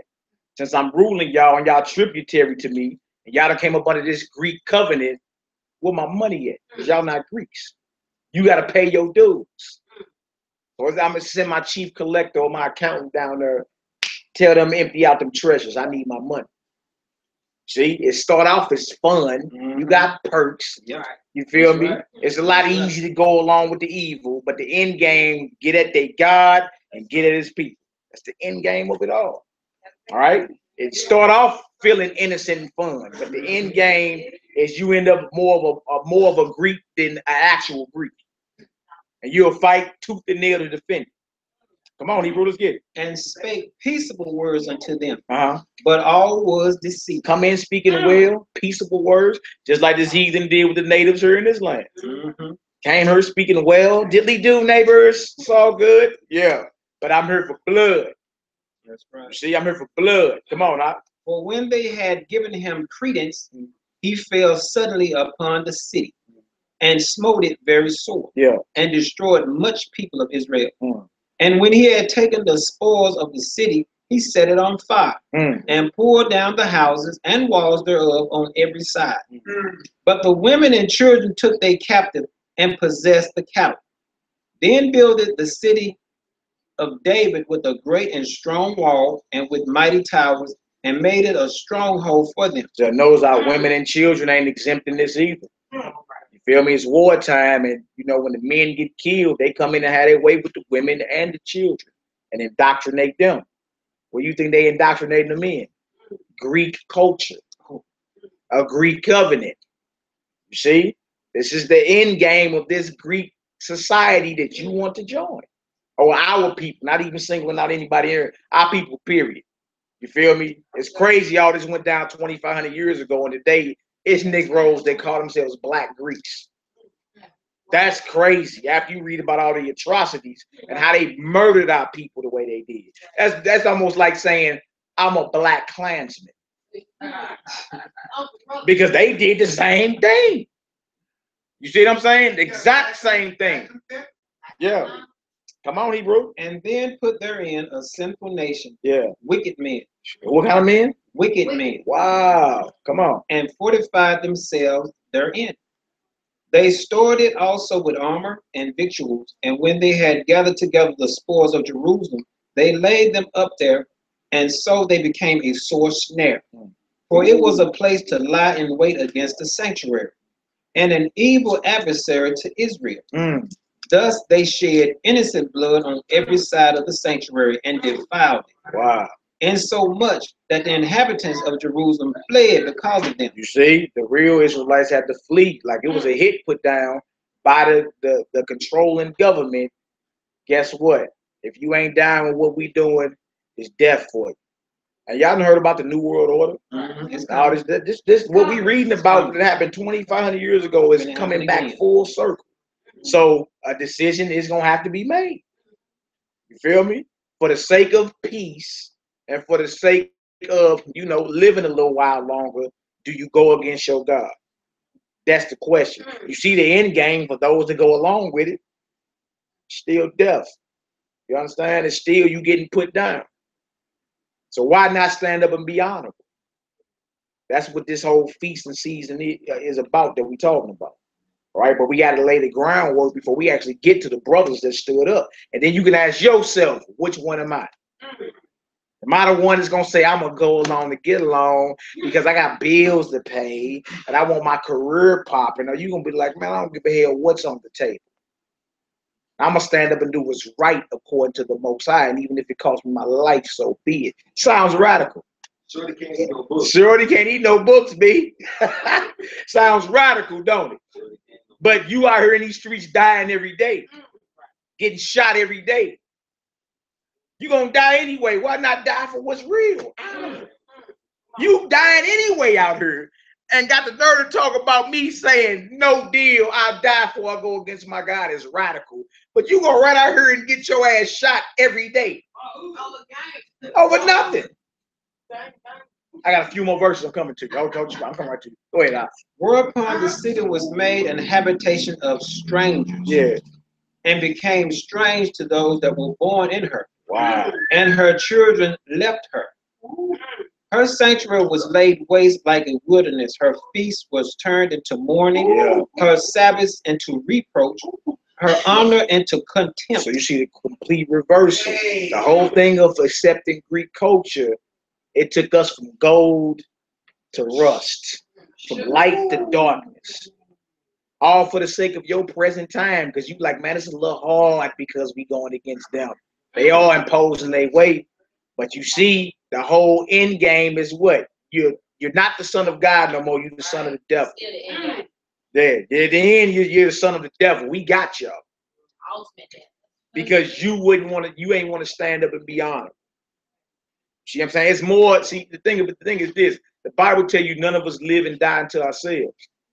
You understand? Somebody taught you how to do all that. Like we are individuals, we a nation of people. That's how we got to think. Yeah, you got to stop thinking individually. Like, well, it's about mine and I. Well, if these brothers had did that, then we wouldn't even be on this planet right now. You see, the great men in the scriptures were selfless. They put their people before themselves. That's how we are today. Yeah. Yeah. Come on, Hebrew. What else to say? As had been her glory, so was her dishonor increased, and her excellency was turned into mourning. Come on. Moreover, King Antiochus wrote to his whole kingdom. Come on. That all should be one people. All should be who? One people. Now y'all done heard all that before. Yeah. Bring it out, bro. We are you grew up hearing that. We all the same people. Can't we all just get along? See, the whole New World Order is to what? Eliminate all boundaries or whatever you're talking about. We all one people. So that one crazy song, it don't matter if he's black or white, all his blood was red. Yeah. Yeah, that's it. But notice the end game of us joining the Greek way of life is, look, lay down everything you talking about. We all one people. That's when it's short. That's when it could see, and that's the whole point. From being the top. You were made to be the head. Yeah. Now you became a tail. Now you tail. You don't hear that one people talking about. Yeah. The only one people who talk that they feel they equal to or give them the most opposition. Wow. Wow, man. That we all should be one people. So you're looking at the New World Order 2,500 years ago. And that's coming. It's coming right back around. Man. Oh, feel me? There ain't no black, there ain't no white, there ain't no this, there ain't no that. We all one. One Confederate. It's the hit against the Most High, though, and his people. That's what it's about. All right, come on, now. And everyone should leave his law. Hold on. And everyone should what? Leave his law. Go ahead. So all the heathen agreed according to the commandment of the king. Yea, many also of the Israelites. No, many also who? Of the Israelites. Many of our people. Many of the Israelites, go ahead. consented to his religion, Wow. and sacrificed unto idols, and profaned the Sabbath. So many Israelites say, you know what? We are one people. All day, 2 days. We good with what he's All talking day, about. 2 days. So guess what? Let us start going against our God since we are one people. Hell, if they doing it, we can do it too. And they prosper. We want the trinkets. We want the right now. Did you say the trinkets? What? Come on, Hebrew. What else you I say? got a quick question. Go ahead. So they're just like saying, like, so the stand behind Donnie took him, like, Dr. Martin Luther King is saying we all is one with right? Nah, what? His dream is not of the Lord. And he was a false prophet. Yeah. I'm just saying that, like, if you want peace, as far as like your people where you can walk around freely, you got to worry about looking over your shoulder. That's wrong. Yeah, but I mean the thing is this, the thing is this is not true. Like you would never receive it. The Indians ain't receive their property. Well, on their land. Yeah, but I'm saying that, I mean, that's true. The thing is, you would have to look into nation and history and find out when have any nation. But I'm just saying, if they look, let me to finish. see a better tomorrow. It's better than what it was when they was here. Yeah, but true about this. Martin Luther King. Look, bro, listen. Listen real quick. Listen. What was Martin Luther King's last words before he got killed? He had a dream. Nah. You know. Nah. His last words was, I fear I have integrated my people into a burning house. Because he knew that dream was a pipe dream. There's no such thing as an oppressor enslaving you and then giving you equal rights. He said, I fear I have integrated my people into a burning house.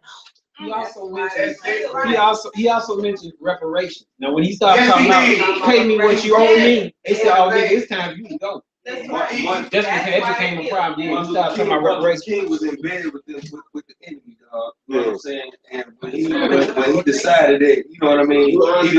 I'm telling you that it's not. It's a no reason for marching and protesting. If you was in the bed with the enemy, you marched them. You won't be a reason for doing it. Hold on. You want do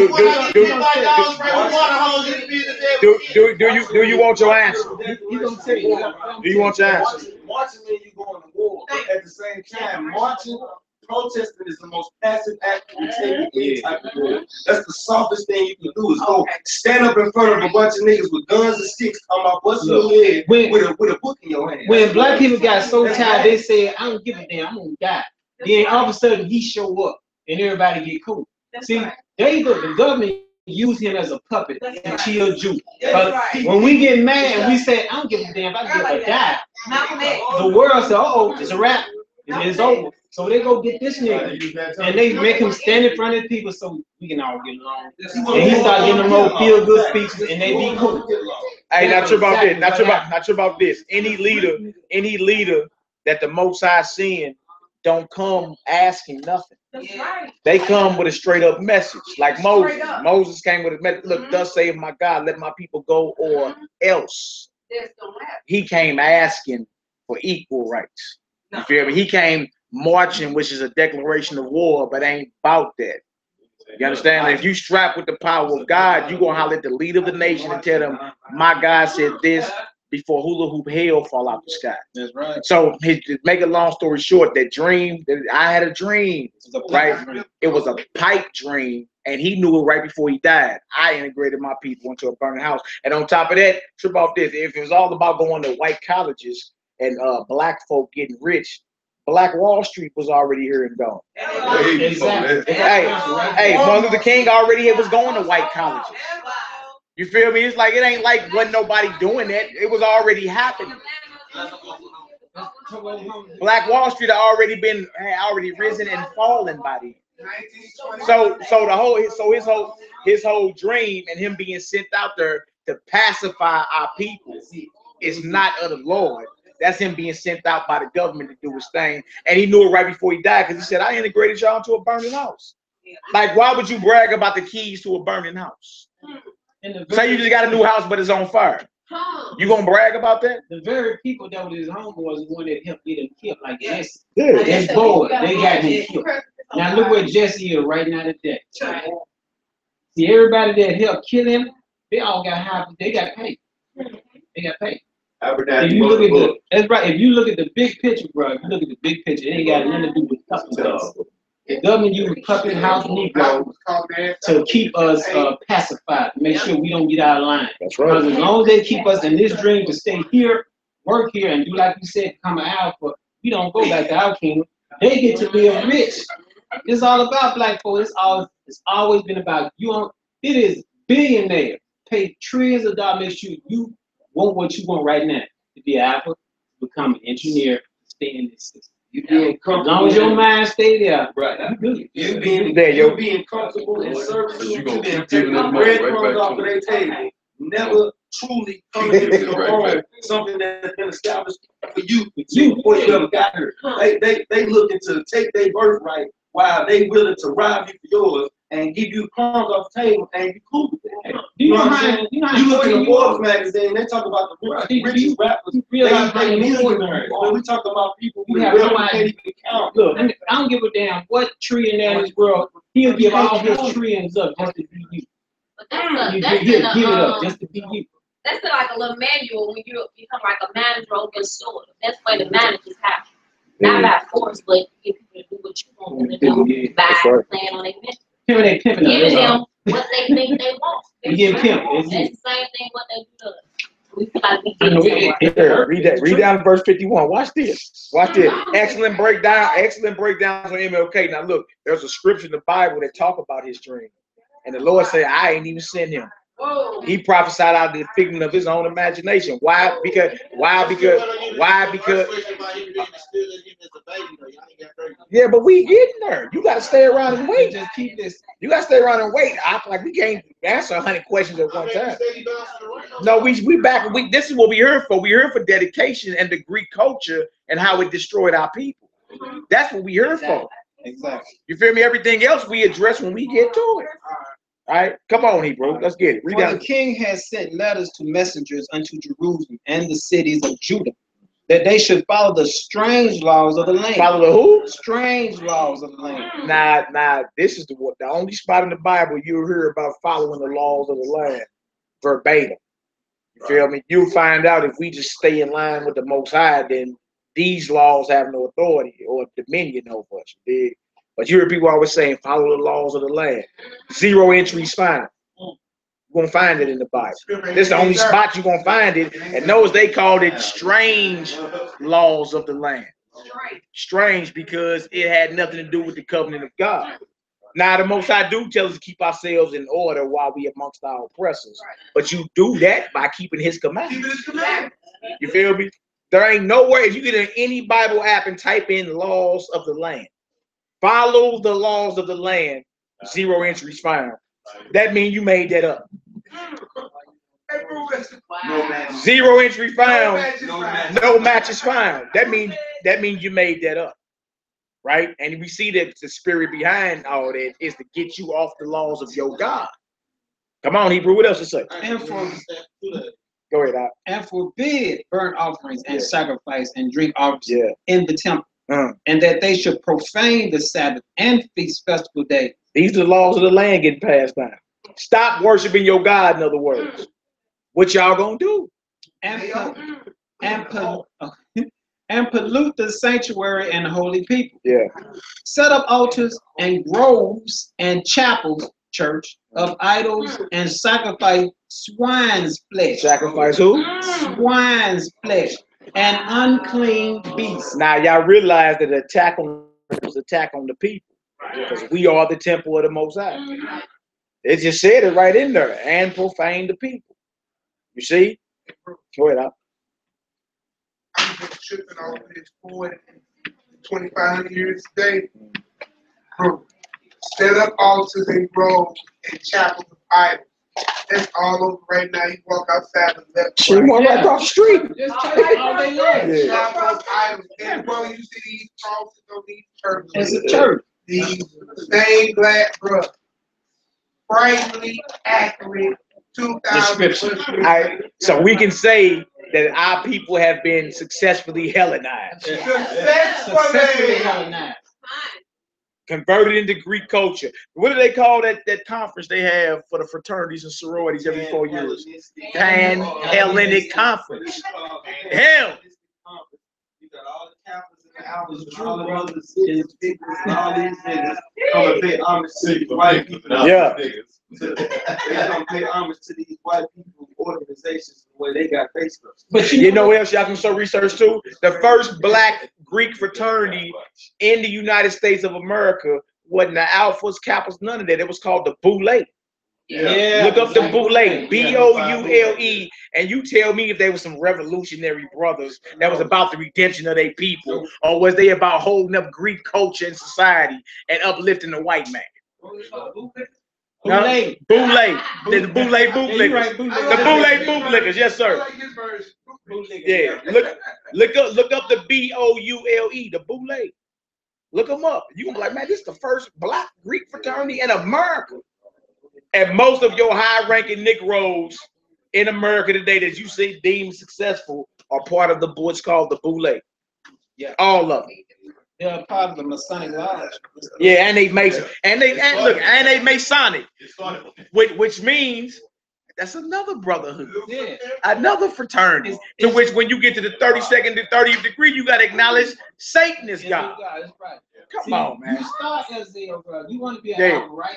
That's just the progression. You move from alpha as you go on, and then depending on how thirsty you are, will show how fast they let you go up that ladder.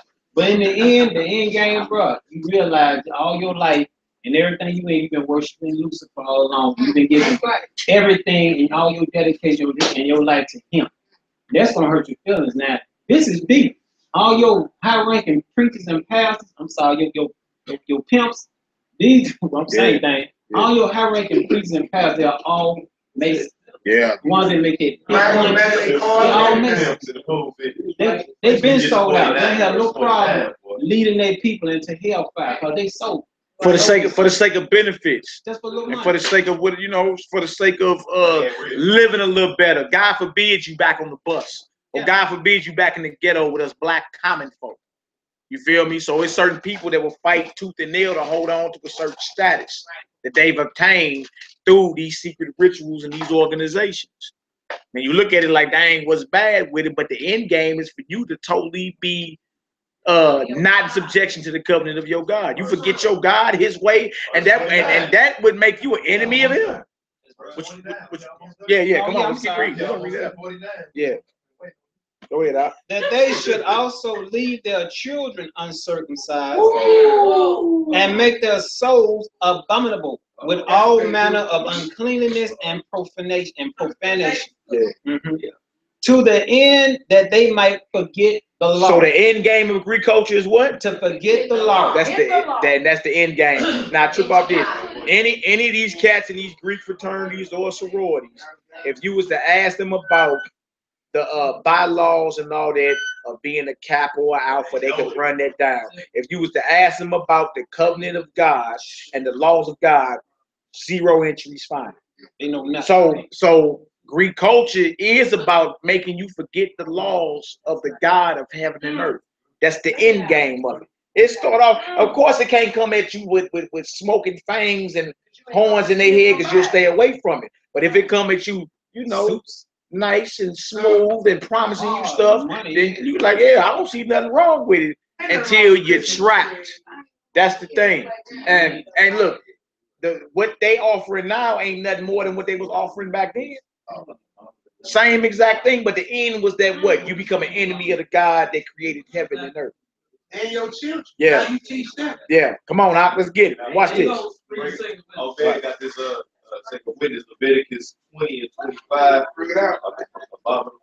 Ye shall therefore put differences between clean beasts and unclean, and between unclean fowls and clean, and ye shall not make your souls abominable by beast or by fowl or by any manner of living or any manner of living thing that creepeth on the ground, which I have separated you from as unclean. Yeah. I mean, if you look at it, I mean, this is what, 2,500 years ago, man. Hey. When we all on one accord, I mean, you can see the goal achieved. We in a room right now arguing about what our culture is. We in a room where we are defending the American westernized United States. We defending, you know, they establishments and things like that. So it's obvious that this is true. You know what I'm saying? It's right. Obvious that exactly what the Greeks was trying to do was they dead in their graves and rolled over 100 times and still it's running on automatic, ain't it? It's on automatic. It's on autopilot. Yeah. Every year they're gonna get new members every year without faith. It started me when I was in. No, it started with elementary school with the Boy Scout. That's what they started out in. You graduate from the Boy Scouts all the way on up to fraternities and all. Dude, look, they train you from a child all the way up to you a grown. The Cub Scouts, the Cub Pack. It's a game. It's a game. That's all it is. It's just a game. You got some of you go. No, that's that little sign. Yeah. Come on, let's get this. I want to get to the brothers that stood up. We hearing enough about the sellouts. Let's keep reading. Whosoever would not do according to the commandment of the king, he said he should die.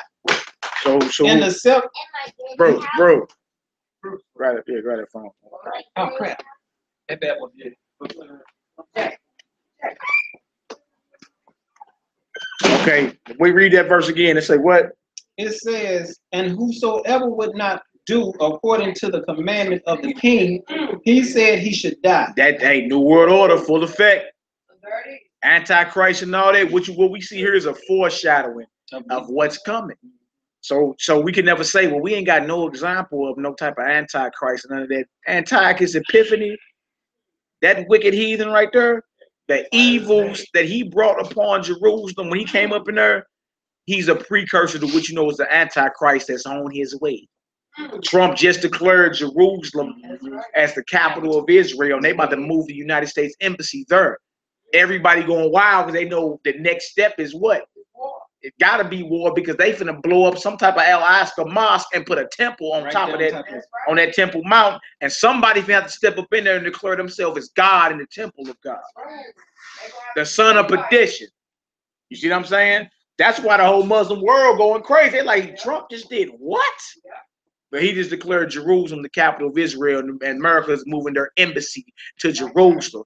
Muslims going crazy all over the world because they know the next steps is war. Because what? Somebody finna have to rebuild some type of temple, and somebody finna have to go up into that temple and declare himself as God on earth. You understand? And now you see the son of perdition that Paul was talking about in 2 Thessalonians chapter 2. We see the groundwork of it coming to pass now. But you be like, what's the big deal? Trump moved the capital from Tel Aviv to Jerusalem. That's a very big deal. So that's a powerful move. Yeah. We saw the plan with Baby Direct. Because once they took down Saddam, they put a 3 football field long embassy. They was building in the United States over there. So they building it all up around. Yeah. So they moved. They moved the United States embassy from Tel Aviv to Jerusalem, letting the world know the United States is back in Israel. You understand? But the embassy is being moved, so the Muslims know what the average Negro don't know. They coming for that Temple Mount, and they about to install that 3rd temple. You understand? Some say it's on a hydraulic system. It get put up in 20 minutes. It's already there. It's already up under that thing that's sitting up there now. They already blow it up. It's gonna raise it right. Right. As soon as the dust cleared, you could be looking at a replica of Solomon's temple. Now they started last year training all the priests, all they so-called little priests. I knew they was looking for like a Levite tribe to go in there because they know they can't. They went and got those priests from Ethiopia to teach them how to raise those red calves, to teach them how to teach them the rituals and everything. Yeah. They've been playing this for the longest time. Yeah, it's no joke. So these things is happening like right now. So we seeing precursors to it 2,500 years ago. So you in that time to where if you caught doing what thus saith the Most High, you were enemy. Really ain't no playing around. No, it ain't no playing around. In a minute, see everybody playing patty cake right now. In a minute, it's gonna be like, what's that you got in your hand? Ain't you one of them? You feel me? Y'all on the list anyway. Get him up out of here. So it's gonna boil down to we do it now. We're over here. We're doing it right now. The only thing you can do, and this is the truth, is get the word in you. Because guess what? It's gonna come down. No, we need to start being both. No. You can't run. Look, wait a minute. We do this how you prepare. But this how you prepare. You study the word. You get the word in you, so you can be strong to stand. Because see, it's gonna come down to your faith. It really is gonna come all down to faith. And if the word ain't in you, I guarantee that the first little thing that you're gonna scare you, and you're gonna say, okay, I'm done. So basically, it's gonna boil down to people that say, oh, I'm down for the word. I'm Exactly. You're gonna get tested. That's what you're gonna do. And dealing with this Antichrist, and the reason we're saying that, because look, dealing with this Antichrist, there's a mark of the beast system that's going to be put in full effect, implemented, to where you won't be able to go buy the stuff, like little stuff we need, like waters and stuff, you know what I'm saying, canned goods. You ain't going to be able to buy that. Right, that's what she said. She was prepared down to just Yeah. get your water and stuff like that. Yeah, well, and look, and no doubt, like, but look, trip off this. Your water finna have to last you a minimum 3.5 years, minimum. You feel me? Like who's storing up like that? And then trip off that. Once they find out where it is, who ain't coming to get it? Yeah. And guess who's gonna be your worst enemy? The people in your house. The very people in your house, if they don't have this word, they'll get desperate. They're gonna turn you in, and then they're hoping to get something from get a kickback from the government, but it ain't gonna be good. Go ahead, Jose. I tell people all the time, with the two superpowers we have left are the things we hate to do the most. That's fast and pray. That's it. All you can do is pray. You can't do without that way you ain't got. You gonna be doing this right here, circling the drain until that deal slide. Get that water before it slide down the sink, boy. That's us if we ain't ready. What we're gonna say. Yeah. But it's hard because that's how you get ready. I'm a living witness. When I came into this word 20, 30 some years ago, we started preparing. Look, y'all, putting food and stuff up, moving to a little secluded area with people who thought we were the same. About the farm, and all that. Let me tell you who them came up on the farm? I'm gonna tell you the truth about this now. When they say Israel is still in the wilderness, and they never we stay in that same way because the mindset and the people, they just ain't gonna do right. If you don't study this word, when I say study, I mean really read it, get it in you to a point you know about heart. So when they come against you to scare you, to say, well, you know, if we don't bow down, we're gonna do this to you. I know that's easier said than done. Because look, I didn't steal my rent with it. So I know what it's like. I know you come from, and I got children and grandchildren. Yeah, you know, I worry, and even thank God that the Most High showed me something. Before Christ died, He asked 3 times, please, take this, remove it. You know, this ain't for me. Take this cup from me. He asked His Father, you know, if it's not your, you know, let your will be done. People scared. This man was sweating bullets because he had to face what he had to face. We got to do the same. He told us this was gonna happen, y'all. He wasn't just talking to His disciples. He was talking to us, people that love Him and try to hold on to His word.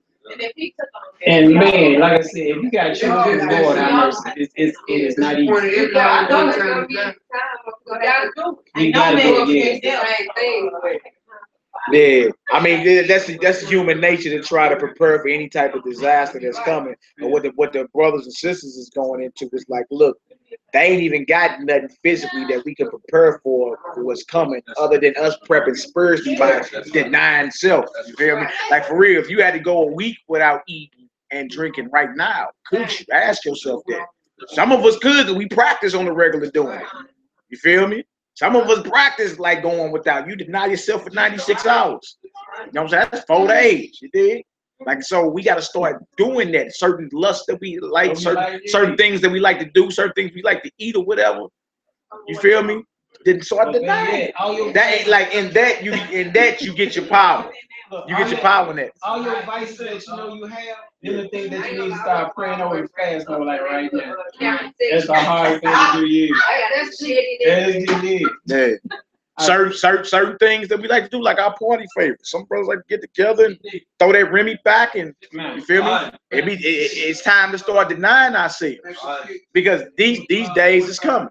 All right, come on, now let's get it. Hey, and we've been in the wilderness before and was provided spirit. That's right. Yeah. So Well, now. Right. But let's go back to the scripture. Right. We also blew in the wilderness. Find their way out. Yeah. Right. Come on, now let's get it. We almost done with this first chapter. And with Deuteronomy, Matthew 6:25.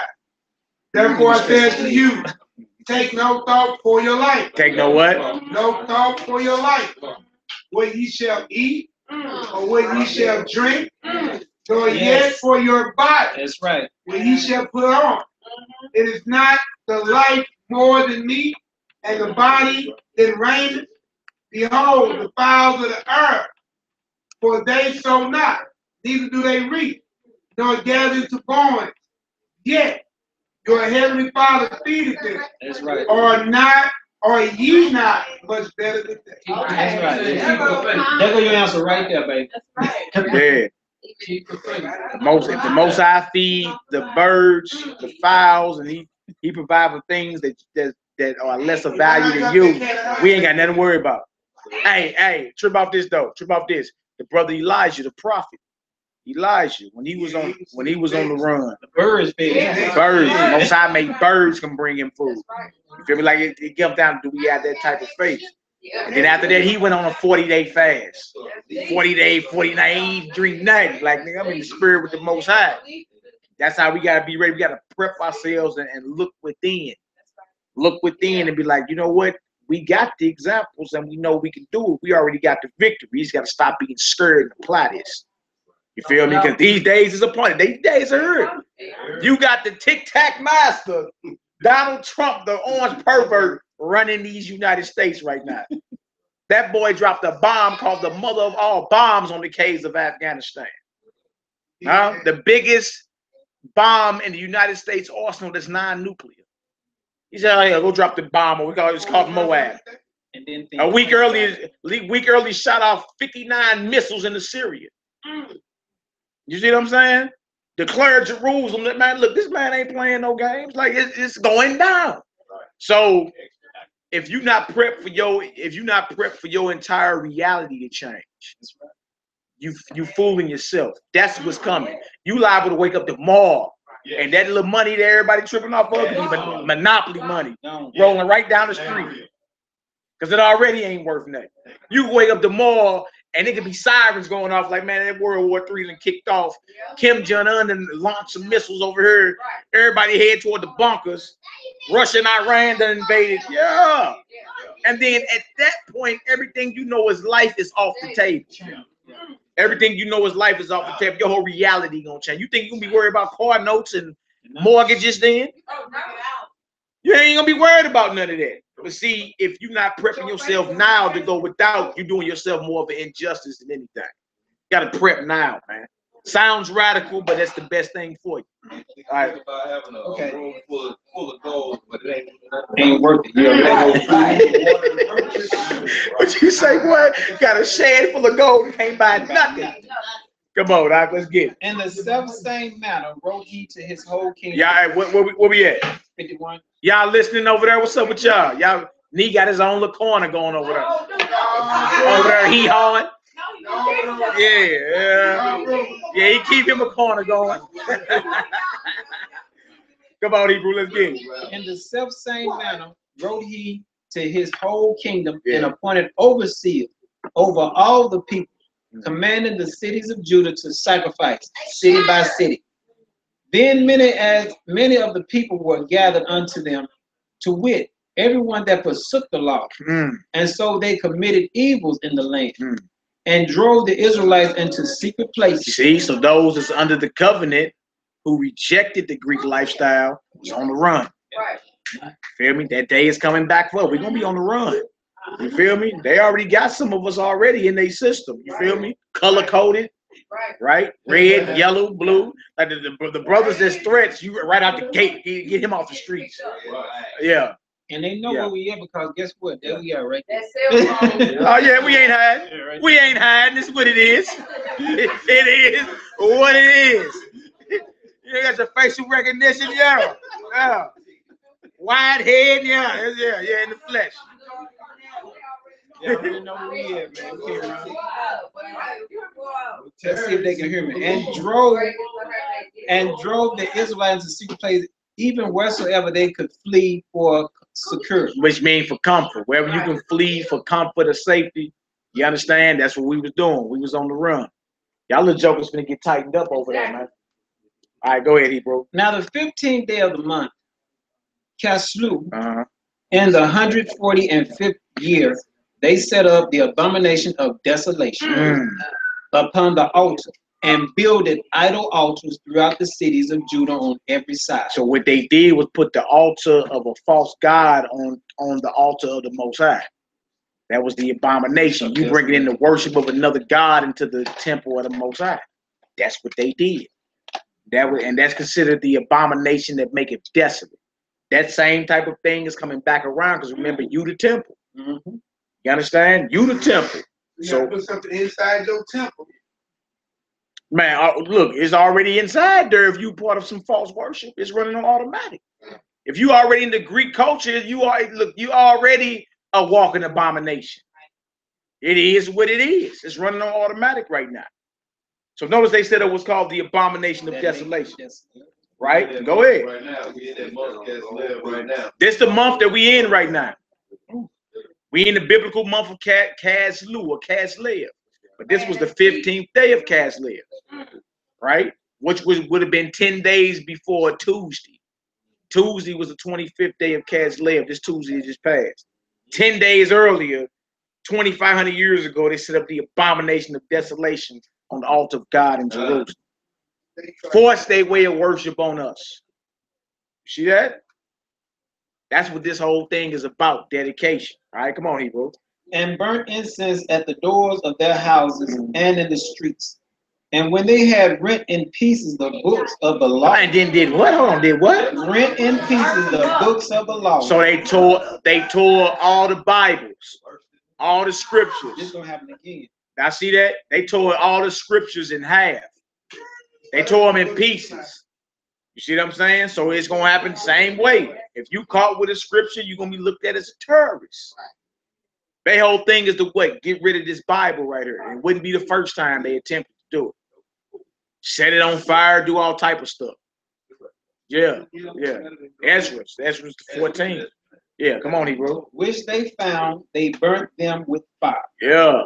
And whatsoever was found with any the book of the testament, or if any consented to the law, the king's commandment was that they should put him to death. Yeah, this the end game of this Greek culture. Everybody love it. Anybody found getting down with the God Abraham, Isaac, and Jacob, kill him. Any of them Israelites you know, they round them on up. Report. They look, the government gonna be having your people report on you. You know what I'm saying? Ain't your son one of them? Ain't your son one of them covenant keepers? Right? For the sake of living in peace, give them on up. You better believe it, they come. I've already been told. Yeah, I've already been told. I expect it. I know. I'm saying, like you're not. If you're not about that life, then why would I expect you to stand up and ride for me when it get real like that? Like you're not about that. You feel me? I ain't even mad at you. Like it's been prophesied, it's gonna happen. So I ain't even mad at you, but now that's coming. Your people gonna be giving you up. For the sake of them living in more peace, for the sake of them. I didn't believe my dad was on anyway. You come to my house, man.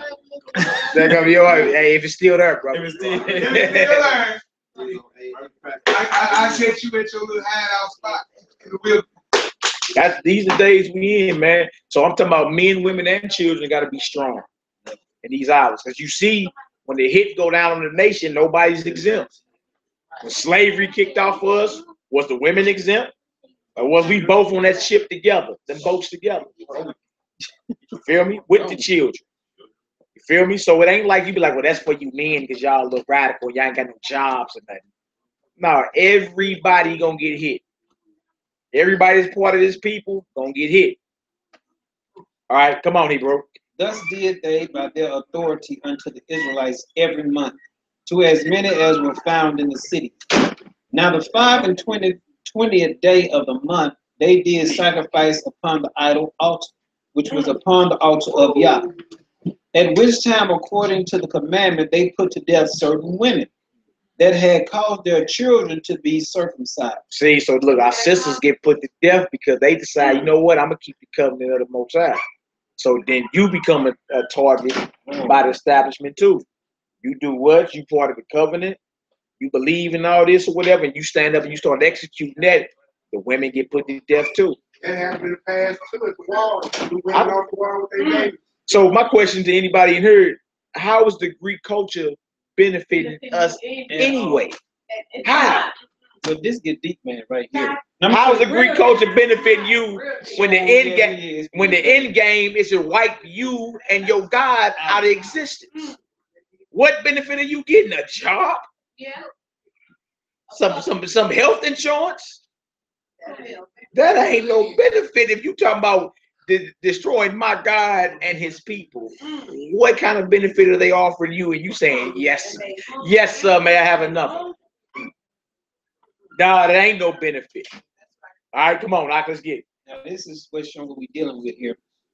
And they hang the infants about their necks and rifled their houses and slew them that had circumcised them. So then they kill the babies too. Yeah. This Greek culture at its finest. This Greek culture, you don't want to get down, we gonna kill y'all then. Now, can you imagine that trip off this, man? Especially for the men, we the vanguards of the nation. Like, oh my God, can you just imagine as a man just allowing this to happen? Like, you ain't gonna do nothing. You ain't gonna squirt a water pistol. You just gonna allow this to happen. Nothing's going on. You just, for the sake of peace, we just gonna relax it. Think about how that would make you feel. You're supposed to be the security of the nation. You're supposed to be the one protecting the women and the children. You feel me? But they get the men to sell out, and guess what? The women left unprotected. So it ain't no benefit, period. Because if the men sell out, now the women are the target as well. Come on, howbeit, men in Israel,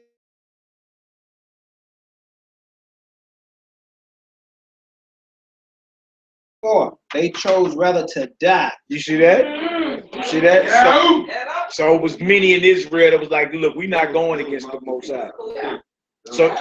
So you ask yourself, which one is you? Like, what faction are you? What faction are you in this hour? Are you the ones that choose even to lay your life down like many of the prophets of old? You say, what's up? We don't know the true answer right now. Like you said, think about it. Yeah. Give up certain things. They supposed to be easy to give up. Go ahead, sister. What you saying? And I'm just speaking on experience. It's all according to what your advice is. Yeah. Because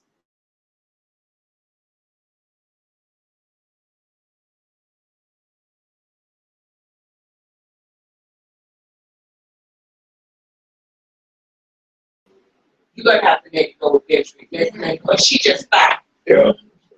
So then about 2 weeks ago I was talking to her and I said, she was telling me how she gets up during the night and eat.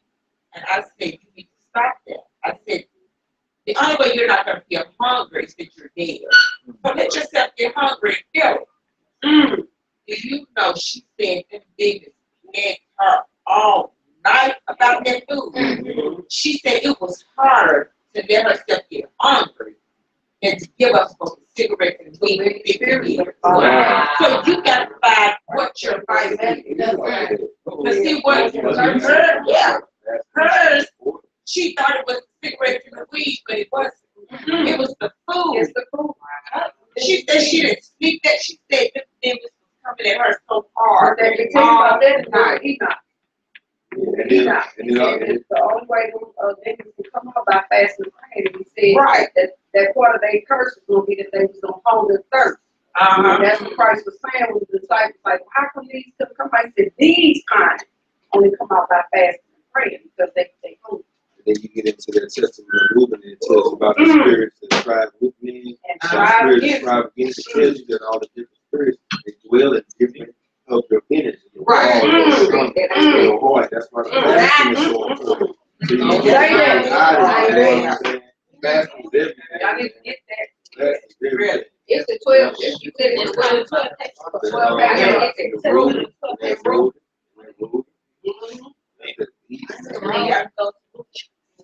So look, you see that many in Israel were resolved to not defile or go against the Most High, and chose rather to die.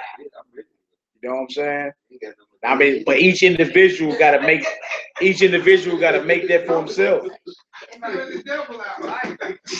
Each individual got to make that decision for themselves. You know what I'm saying? If that time gonna come, you're gonna have to pass that final test. Don't flunk. You got to pass. You got to stand on that. Like, yeah, I'm taking this to the grave. That's how you're gonna have to be. The beautiful thing is we got examples. You feel me? And we can read and get the courage that we need. You know what I'm saying? Yeah. Yeah. Not nothing about who you used to be or what you thought it was. Either you got the spirit of the Most High in you or you don't. If you don't, you're gonna be found what's called lacking and want. You know what I'm saying? Then you gonna be the one that sell out. Because you're gonna be like, man, look, I ain't ate in 2 hours. I got the Julius Hunter lips, my lips ashy. Baby's crying, baby mama blowing my phone up. What I gotta do, man, is a new caste of society going on, it's a new system. You know what I'm saying? You're either gonna take a chip in your forehead or your right hand. Oh, just one clue though. You gotta sign this contract right here. And right here in the fine print it says that you acknowledge that Lucifer is God. What do? Baby mama blowing your phone up. Baby's crying. You ain't ate in 2 hours. You panicking.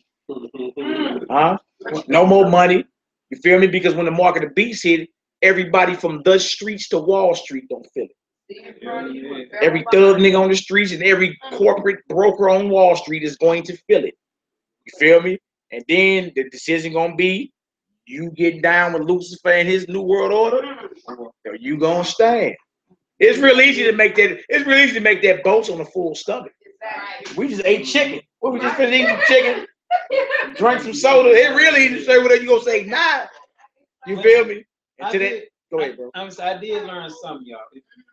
Like the longest I fasted, and this is true, like it was 11 days. Whoa, now, but I want y'all to know though, I drank something, but I didn't eat no food. But let me tell you something. That third, me and my wife started out together. Yes, we did. I don't mean no harm, but she started out. But we started out. That third day, y'all, I was like on crack. I was so hungry. I was angry. I was shaking. That third day, I'm still look, y'all. I was at the point.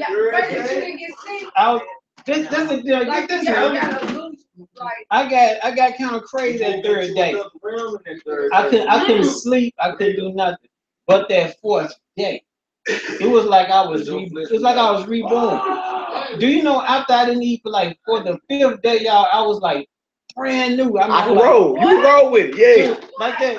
That sickness. Now this I checked it out to see if I was just. That third day, look. My wife, look, y'all.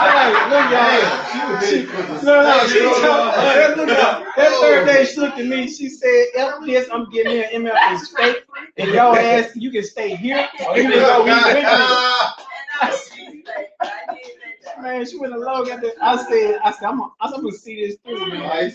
Look out, around the 6th and 7th day, someone right. I said, this can't be real. I felt so strong and so healthy. I went to the gym when I could run. I got a bad hip now, but I went to the gym, y'all. I ran strong for an hour. At my job, after working like what? I worked 2 shifts. I went to the gym and I ran for an hour straight. So wait a minute, you was fasting and still going to work. You didn't stay at home on this time. And I work and I can't say this, but I work at a place where your mind and your body is physically tested. And I mean 24/7. You can say it, brother. You know. Well, I work at a mental institution. I can't say what goes on with it. Right. But I thought you was in strip club. Come on, man. That's something you like. But look, y'all. Running sick. I felt so good. I said I was kind of in shock because I knew I was supposed to be hungry and I was supposed to be tired. But that 6 day, y'all. When I went to that gym, I kid you not. First, I exercised, and I ran like my life depended on to make myself get tired. No good. I had so much energy. It scared me. It scared my poor wife. but I had so much energy, I could not believe it. I thought I was supposed to be that like the 11th day I was coming out of my fast, and I was supposed to eat like a vegetable broth. And I said to myself, I wonder if I can keep doing this. If I don't stop, can I continue to live like this? It can be done, but I swear to you, your mind has got to be willing. You gotta want to do it bad, man. Yeah, water. Yeah. Just talk about that. I was drinking. I made like it was a lemon cleanse. I haven't tried with nothing at all, but that's next on the table. That's next on the table. And look, y'all, I went down to 155 pounds, and I stayed at 155 pounds. That's my natural weight. I went from like 180, 185. I was solid. Then I went down to 155, and I just stayed at 155. Yeah, come on, let's finish this. Let's get her done. Let's get her done. Are y'all ready? It says, Make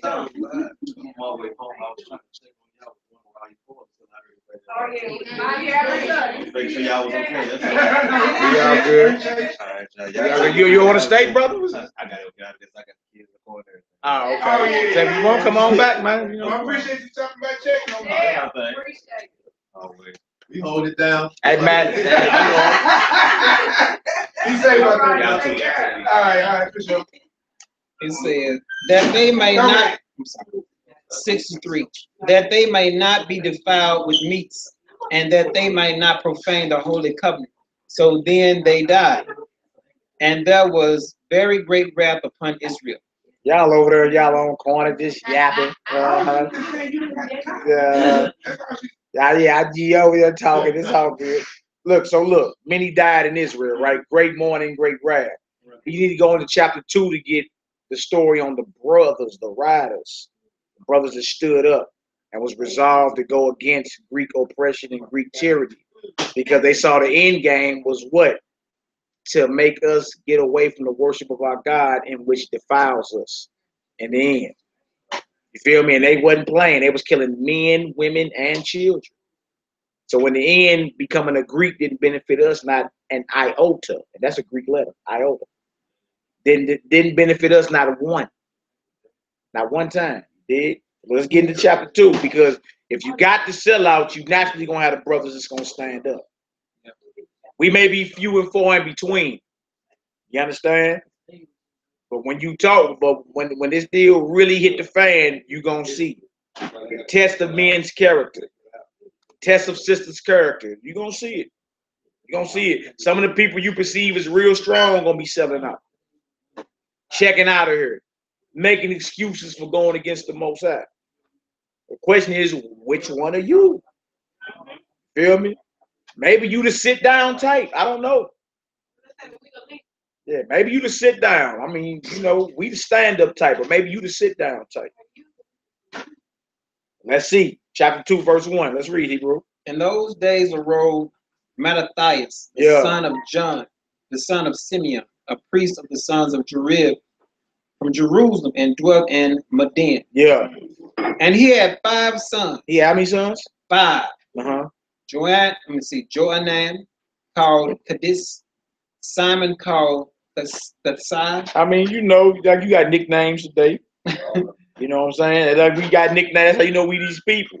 And this is name, but we call them this. Judas, who was called Maccabeus. That's where you get the name of the book Maccabees from. Matthias had a son named Judas. They called him Maccabeus, which means hammer.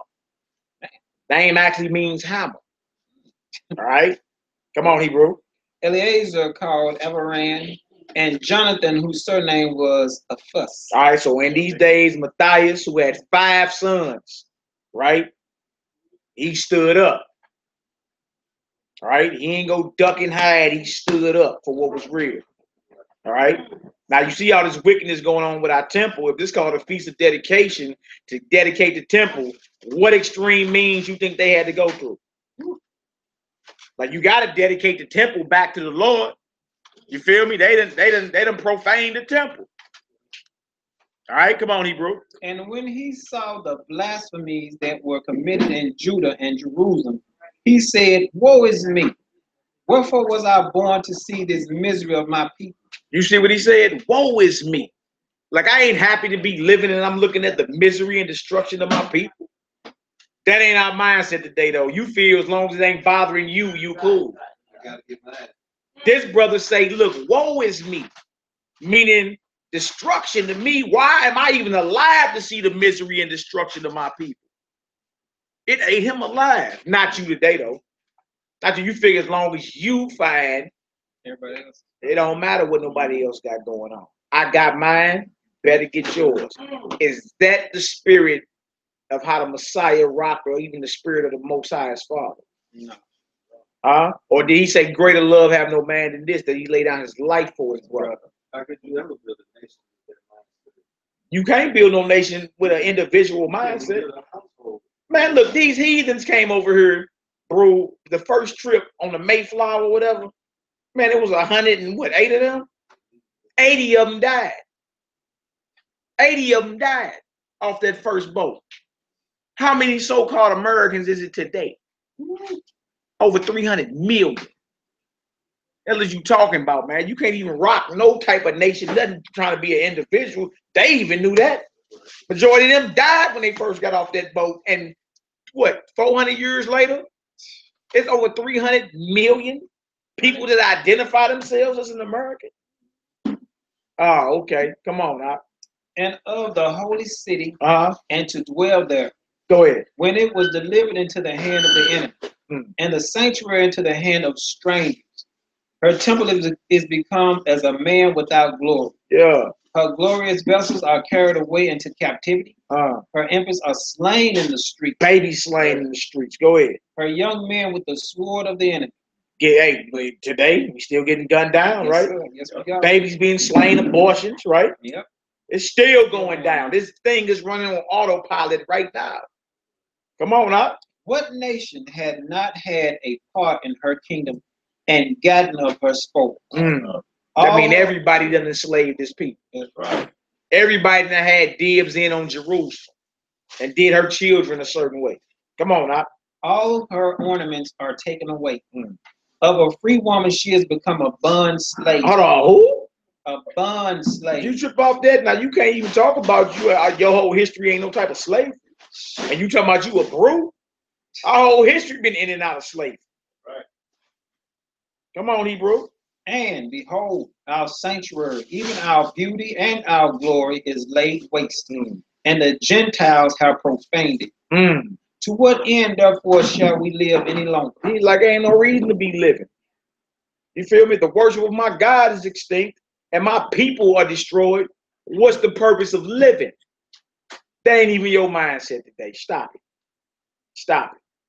You figure I got mine, you better get yours. I'm an individual now. Right? Come on now. Then Mattathias and his sons rent their clothes and put on sackcloth and mourn very sore. In the meanwhile, the king's officers, such as compelled the people to revolt, came into the city of Median to make them sacrifice. And when men of Israel came unto them, Mattathias also and his sons came together. Then answered the king's officers and said to Mattathias on the wise, Thou art a ruler and an honorable and great man in this city, and strengthened with sons and brethren. Now therefore, come thou first and fulfill the king's commandment, like as all the heathen have done, yea, and the men of Judah also, and such as remain in Jerusalem. So shalt thou and thy house be in the number of the king's friends. Here come now, there go the offer. He say, look, Mattathias, you a pretty cool guy. You feel me? Come over here and make sacrifice and worship how we worship, and your household will be spared. You and your sons, man. You'll be part of the king's friends. You and yours. You pretty cool guy. Come do what everybody else was doing. And all you got to do is just sacrifice. All you got to do is sacrifice. You ain't got to do nothing. Just come sacrifice, partake of our sacrifices, and eat of our meat, and your life would be spared. You and your entire household. What decision do you make? Let's read. And thou and thy children shall be honored with silver and gold. Get all the money you want, Bruce. And many rewards. Many benefits. You want your 401k, you want your pension, you want your health benefits, dental benefits. How much money you want? You can do all this getting down with this Greek culture. This is the end game of getting down with it. Come to him with the offer. What do you do? Come on, Hebrew. Then Mattathias answered and spake with a loud voice, though all the nations that are under the king's dominion obey him. Look at that. So this man answered back. He either finna take the deal or he gonna say no deal. And fall away everyone from the religion of their fathers and give consent to his commandments. Yet will I and my son and my brethren walk in the covenant of our fathers. He said, I don't give a hell if the whole world turn their back. Me and my house gonna serve the Most High. Me, my sons, my brethren, we gonna rock with the Most High. I don't care what's on the table. That need to be our resolve. And if that ain't your resolve, you're an enemy of the Most High, because you're gonna be one of the ones that sell out. You ain't got it in you to be like, man, if your response ain't what he just said, read his response again. Though what? What did he say? He said with a loud voice. With a soft voice. A loud voice. Though all the nations that are under the king's dominion obey him and follow away everyone from the religion of their fathers and give consent to his commandments, yet will I and my son and my brethren walk in the covenant of our fathers. God forbid that we should forsake the law and the ordinance. We will not hearken to the king's words to go from our religion either on the right hand or the left. Now when he had left speaking these words, there came one of the Jews in the sight of all to sacrifice on the altar which was at Modin, according to the king's commandment. Which thing when Mattathias saw, he was inflamed with zeal, and his reins trembled. Neither could he forbear to show his anger according to judgment. Wherefore he ran and slew him upon the altar. So now he done got it cracking. He like, y'all think this a game. I'm about action. So he went and laid down to sell out, laid him down. I'm about that action. I told you me and mine ain't going against the Most High, but when he saw the sellout, when he saw those that were so willingly just gonna go with it, the zeal consumed him. And he went and laid him on down. You feel me? Now today, he would be looked at as somebody that was a terrorist. Or radical. You understand? But that type of mindset is what's needed to battle oppression. You can't battle oppression saying, you know, we shall overcome. That's not gonna get this. All this heathen know is power and force. You ain't finna defeat you're not finna defeat no heathen. You understand? It's talking about we shall overcome. Mattathias knew that. That was like, look, your language is force. I got some force for you. I got to speak your language to get you to understand me. I can't go to China speaking Spanish. You won't understand me. You feel me? But when I answer back with your language, now you understand what I'm saying. Right. Now, these acts look radical, but had not this man and his son stood up, Christ would have never had a temple to go into when he was on this earth. These men are looked at as righteous warriors of the Most High God when you're done talking. All right, and this is all in the spirit of this feast of dedication. Let's read out. Also, the king's commissioner, who compelled men to sacrifice, he killed at that time, and the altar he pulled down. Man, Mattathias went in. He killed the sellout, he killed the king's commissioner, and pulled that altar down. Thus dealt he zealously for the law of God, of Yah, like as Phineas did unto Zambri, the son of Salom. And Mattathias cried throughout the city with a loud voice, saying, whosoever is zealous of the law and maintaineth the covenant, let him follow me. So he and his sons fled into the mountains and left all that ever they had in the city. Exactly. Jump down to verse 45. Jump down to verse 45. All them joints in the crib. I'm packing this bag. I'm making my side what you call them? Ferragamo belts and all that. Ain't leaving no packing the bag. Okay, y'all. Look, hold on. You talking about leaving all my kids and all my to go fight? Yeah. To stand up and fight. Look, to stand up and fight for something that's higher than yourself. Like not today you die with Jordan, something lower than yourself. Some on your feet. You feel me? But to stand up and bang for a righteous ideal, that's radical, man. And that's why some of us are labeled radical. You understand? Because you're willing to take it where the average ain't willing to take it. You feel me? Like, yeah, he'll run from the police, but he ain't gonna take it here. You understand? Like he ain't resolved in his mind to say, man, I'm a dead man. But ain't that what it's gonna come down? That's the only way you're gonna be That's the only way you're gonna be able to fight against tyranny and oppression. You can't fight against that with no passive mindset. Trying to play patty cake with them. Bakers, man. No, that's not gonna work.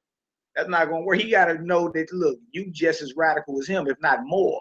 Niggas in America, the only people in the world ever went to the people that's the president talking about some please be nice to them. You know what I'm saying? You know, anywhere else in the world, from Egypt on down, I'm talking about this modern day. The people they burning shit down. They put their foot in the government. Niggas marching. You know what I mean? And we look up to that. Come on, man. We've been pacified like the brother was saying. Pacified. Jump down to 45. Let's get it. Then Mattathias and his friends went round about and pulled down the altars.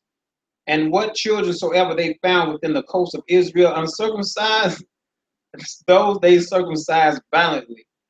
They pursued also after the proud men. Yeah. And the work prospered in their hand. Them brothers was hunting. So they recovered the law out of the hand of the Gentiles. That's right. And out of the hand of the kings. Neither suffered they the sinner to triumph.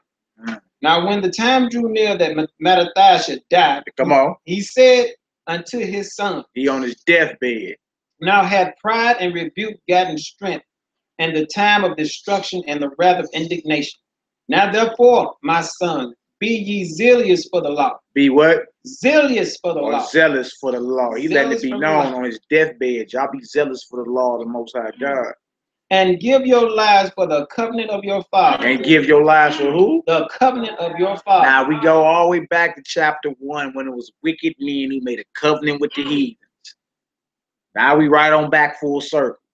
The righteous men, the warriors, you understand, those who the government was deeming as terrorists, on his deathbed, he said, give your lives for the covenant of the Most High God. Give your lives for that.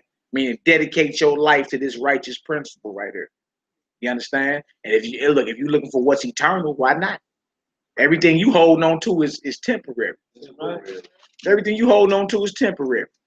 Everything's in a constant change. You gain too much weight, you ain't gonna be in them clothes. Or lose too much weight, you can't fit them no more. Or them shoes get stole, you can't wear them no more. You understand? We banging for things that are temporary, but not for something that's eternal. You understand? Shut the whole block down. Nobody live over there. Yeah. Y'all been shooting it up for the last 15 years. Yeah. Come on, Hebrew. Let's get it. Call to remembrance what the acts our fathers did in their time. Ooh. So shall you receive great honor and an everlasting name. So how do you rehearse the righteous acts if you don't know that this is your history? Right? Like you had to go back and say, man, look, you remember when the Most High brought us up out of Egypt, man? Drowned Pharaoh and them in the Red Sea, man. Killed all the firstborn in Egypt.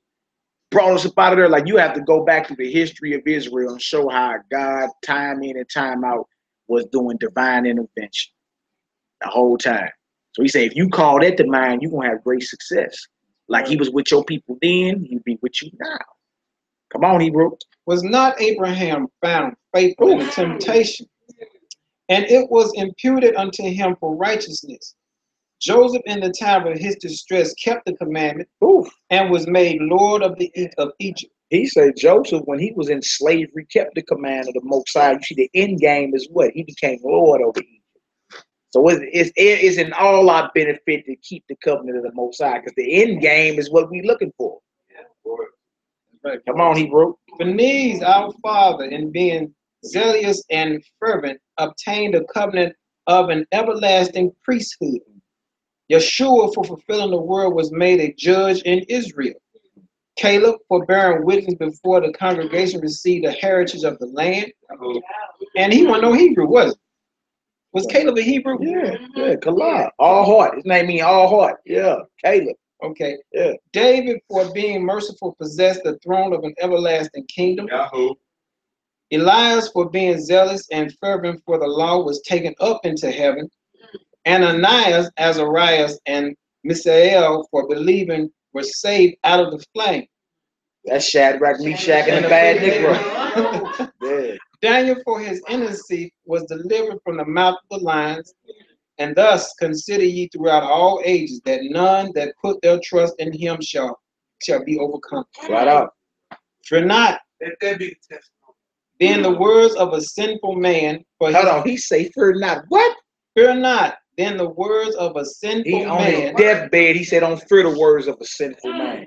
For Greek bastards are sinners, man. That's right. The hell's y'all scared for? I don't care what they got on the table. Who gonna stand up and do what's real?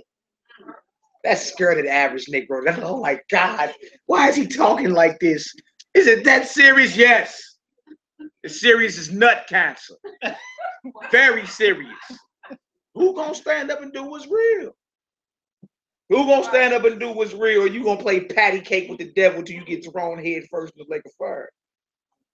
Let's read, my brother. For his glory shall be dung and worm. Yeah. Today he shall be lifted up, and tomorrow he shall not be found. Yeah, he ain't be found no more. He's a sinner. He ain't part of the covenant of the Most High. Because he is returned into his dust, and his thought is come to nothing. Oh, beautiful. Wherefore, ye my sons, be valiant and show yourselves men. Show yourselves who? Men. He told his sons, be valiant. Show yourself as men round here. In the behalf of the law. That's so real men keep the covenant and law of God when you done talking. If they ain't talking about the law of God in the covenant, he ain't no real man. They ain't got nothing to do with Nehemiah this time. High five. Yeah, high five over here. Show yourselves men. Come on, now, let's get it. That's what a man is according to the Bible. Amen. According to the Bible, that's what a man is. He's in covenant with the Most High and he keep the commandments and laws of God. That's a man according to the Bible. It's just the truth. For by it shall he obtain glory. And behold, I know that your brother Simon is a man of counsel. Give ear unto him always. He shall be a father unto you. As for Judas Maccabeus, he had been mighty and strong, even from his youth up. That's right. Let him be your captain and fight the battle of the people. Take also unto you all those that observe the law, and avenge ye the wrong of your people. And avenge ye the what? The wrong of your people. And on his deathbed, he's like, man, y'all bang out, man. Show yourself as men around her. If y'all don't stand up and be the vanguards of this, who gonna do it? Who you waiting on? Let's read, Recompense fully the heathen.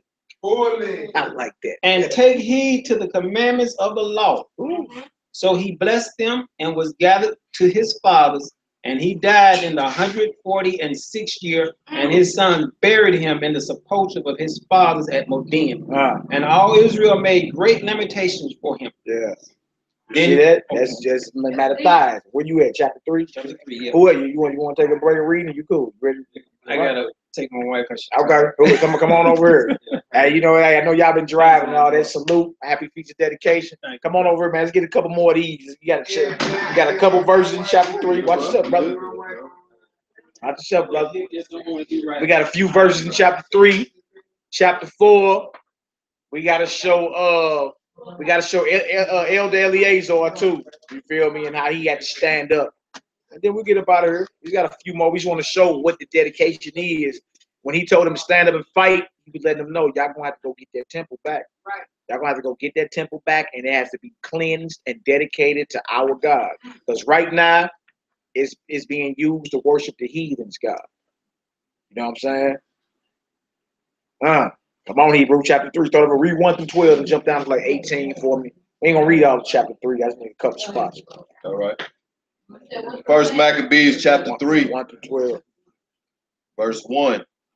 Then his son Judas, Caleb Maccabeus, rose up in his stead, and all his brethren helped him, and so did all they that held his father, and they fought with cheerfulness the battle of Israel. That's beautiful. Come on, they was glad. We glad to bang on you devils. That's what I'm talking about. Come on. So he gave his people. So he got his people great honor, and put on a breastplate as a giant, and girt his warlike harness about him, and he made battles, protecting the host with his sword. Yeah. In his acts he was like a lion, and like a lion, well roaring for his prey. He's like a superhero back then. Feel me? Most I was with him. And look, as you read on, because we ain't gonna be able to read all the Maccabees, but as you get deep into it, you see it was many times he was outnumbered. He was outnumbered. You feel me? He told them, look, man, our help is from heaven. Later for what they talking about. They come at us with spirit and sword, but we come at them with the spirit of the Most High. Feel me? And won the battle. Come on, Hebrew. Verse 5. Yeah. For he pursued the wicked and sought them out, and burnt up those that vexed his people. Yeah, he did burnt them up. This boy, he took it there. Go ahead. Wherefore the wicked shrunk for fear of him, and all the workers of iniquity were troubled, because salvation prospered in his hand. So you see, you take that to bang back against the oppression. So now the wicked getting scared. Like, man, who is that, bro? Who is them brews over there making all that noise? We thought we had these people conquered. Go ahead, Doc. Israel knows salvation is Yahshua in Hebrew. That's right. Deliverance. So because Yahshua prospered in his hands. Verse 7. He grieved also many kings, and made Jacob or Jacob glad with his acts, and his memorial is blessed forever. Moreover, he went through the cities of Judah, destroying the ungodly of them, and turning away wrath from Israel.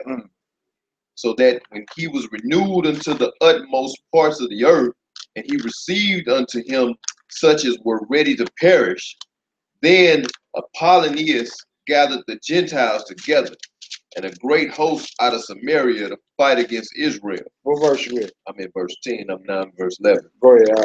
Which thing when Judas perceived, he went forth to meet him, and so he smote him and slew him.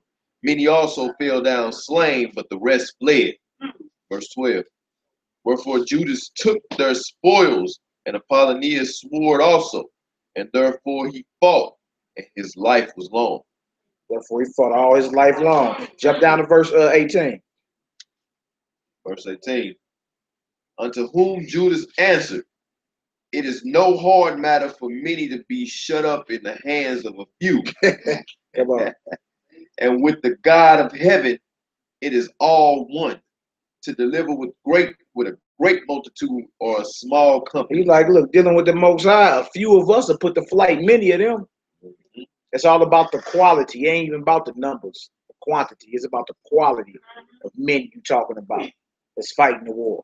So he's like, look, with the Most High, it ain't no thing to handle many with just a few riders. That's what it is.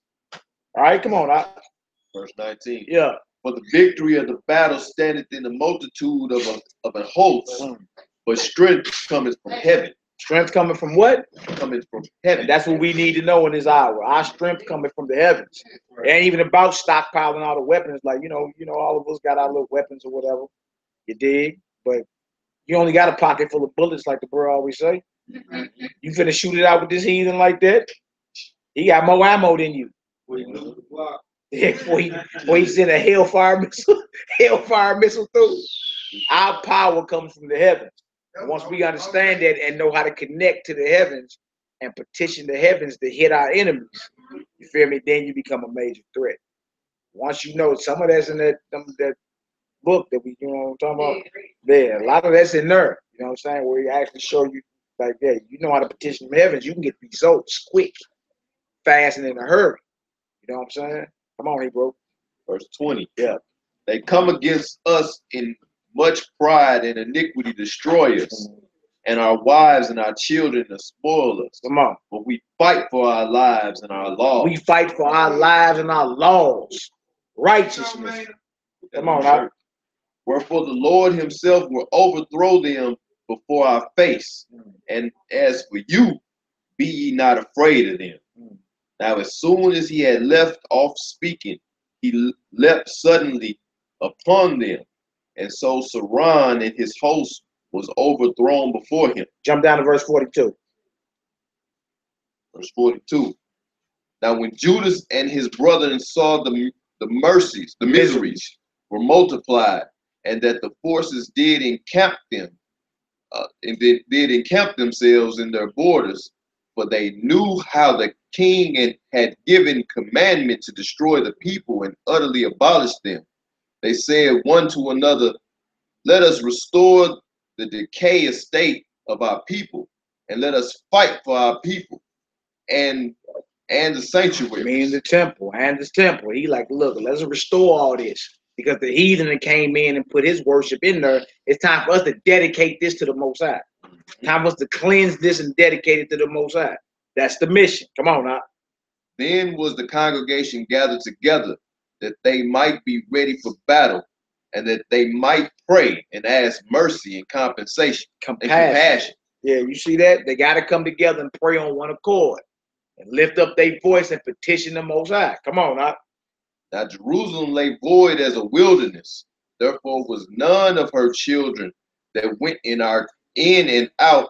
The sanctuary also was trodden down, and aliens kept the stronghold. The heathen had their habitations in that place, and joy was taken from Jacob, and the pipe with the harp ceased. Wherefore the Israelites assembled themselves together and came to Maspah over against Jerusalem, for in Maspah was the place where they prayed aforetime in Israel. Then they fasted that day. They did what that day? They fasted that day. Before they go to war, they praying, they fasted. Roger was talking about your power is through the prayer and fasting.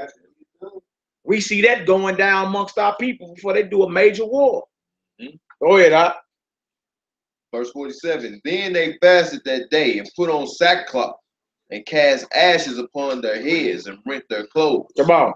And laid open the book of the law, wherein the heathen has sought to paint the likeness of their image. That's back to Greek culture. Y'all heard that? The heathen was going into our records, painting themselves, our patriarchs, our biblical and patriarchs. They'll put their images. Like, so you read about Abraham, they paint a white Abraham, a Greek Abraham. Feel me? You hear about Shem, they paint a Greek Shem. See, so this is not the first time on this side of the illusion where whitewashing was going on. They was doing that back then. That's right. You feel me? They get to the books of our law and go ahead and start painting themselves into our history because they know the power in imagery. You feel me? If they can get you to look at something a certain way, then you start believing it. Right now, if you Google any of those, right now to this day, it's going to be white people. Yeah. Yeah. Come on, Hebrew. Verse 49. Yeah. They brought also the priest garments and the first fruits and the tithes and the Nazarites they stirred up, who had accomplished their days. Then cried they with a loud voice toward heaven, saying, what shall we do with these, and whither shall we carry them away? Jump down to verse 58, right? 58. And Judas said, arm yourselves and be valiant men. Do what? Arm yourselves and be valiant men. Judas like, strap up, load up, get them swords together. Arm yourselves and be valiant. That means courageous men. Not no little scary cats tiptoeing through the tulips. Courageous men. What the Bible say, be strong and what? Very courageous. That's what valiant means. Arm yourselves and be valiant men. Go ahead, Doc. And see that ye be in readiness against the morning, that ye may fight with these nations that are assembled together against us to destroy us and our sanctuary. For it is better for us to die in battle. For us to what? To die in battle. Come on. Than to behold the calamities of our people and our sanctuary. You see the mindset of the righteous? It's better for us to die banging than to live like some suckers. Live like a coward, man. A coward died 1,000 deaths. A soldier died one time, though. He like, look, we better off dead than to live like this. To live watching these Greeks get this off, man. Ain't nobody gonna do nothing. Ain't nobody gonna say nothing. Come on, huh? Nevertheless, as the will of the Most High is in heaven, so let him do. All right, now let's jump down to the end of chapter 4. This is the dedication, right? The end of chapter 4. Bang. Go around verse 47. 47. Yeah, we're gonna read that on out. Now, this is the dedication. Y'all see the whole history of it. The Greeks come in, men sell out. The whole thing was to get us to turn away from the law of our God and to destroy the covenant of the Most High. That was the end game of it. That you might forget the law. It's running on autopilot because you didn't forgot the law. Matthias rise up. You understand? He got 5 sons. He told his sons, y'all better fight this war, fight this fight, die for your people and the laws of the Most High. You understand? Lay down a few sellouts. He dies. Judas Maccabeus and them raise up, which is his sons. And he told them, man, arm yourselves. Be ready to fight. You understand? And then his father told him, don't fear the words of a sinner. His glory gonna be worms and dung. You understand? Let that mind be in all us, man. There ain't no reason to be scared of nothing these heathens got to offer. All right, come on, Hebrew. You got it? Jump down to 44. Come on, Hebrew. Let's get it done. 44. 2 foes. And when as they consulted what to do with the altar of burnt offerings, which was profane, they thought it best to pull it down, as it should be a reproach to them, because the heathen had defiled it, wherefore they pulled it down and laid up stones in the mountain of the temple. Hey, that's like, you know, bro, hey man, I got a barbecue pit. I found a barbecue pit. You like, nah, bro, we're going to get us a whole new barbecue pit. You don't know what kind of madness been cooked on that grill. She knows they didn't say cleanse the altar, because remember, swine had been spilled on the altar. The altar burnt offering. They were sacrificing pigs on the altar. So they didn't say just cleanse it. They say, man, look, pull that deal down and build a new one. That's how much that swine is an abomination. All right, come on, Hebrew. 46. And laid up the stones in the mountain of the temple in a convenient place until there should come a prophet to show what should be done with them. Then they took whole stones according to the law and built a new altar according to the former, and made up the sanctuary and the things that were within the temple, and hallowed the courts. They made also new holy vessels, and into the temple they brought the candlesticks and the altar of burnt offerings and of incense and the table. All right. All right, bro. Shalom. See y'all tomorrow. Y'all with us. Y'all with us. Y'all tomorrow. All right, Sister Alka. All right, Sister Alka. Don't hurt nobody. Shalom. Shabbat shalom. Most High willing, the Most High. I see y'all tomorrow. Y'all gonna hit that door, Aki? Look at him. He ready to go to sleep. You know what I'm saying? Come on, man. Verse 50. Look, the Greeks right outside. What y'all going to sleep for, man? You gotta be ready to go to war. What's good? Come on, Hebrew. Verse 50. And upon the altar they burnt incense, and the lamps that were upon the candlesticks they lighted, and they might give light in the temple. That's that candlestick or that menorah.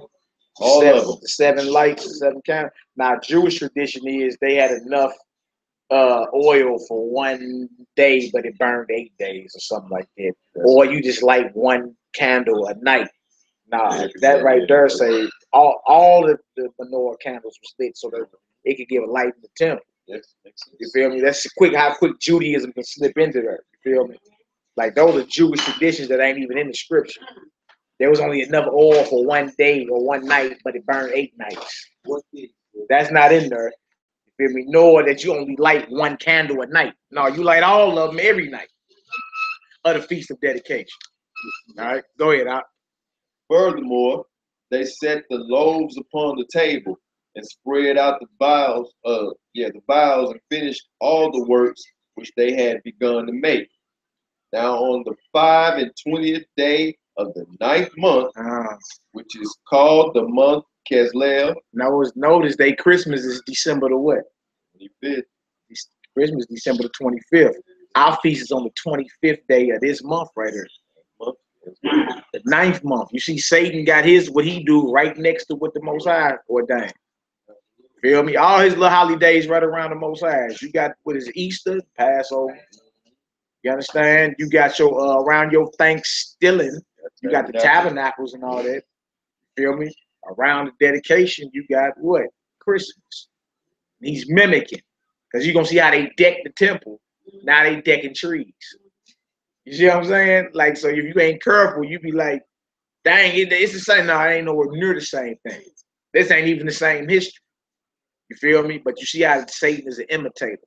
On the 25th of December, he holds his Christmas. We got to hold the Feast of Dedication on the 25th of Keslev, which started Tuesday night, the 12th. All right, go ahead, Al. Verse 50 again. Verse 51 again. 52. Now on the 20th day of the 9th month, which is called the month of Keslev, in the 148th year, they rose up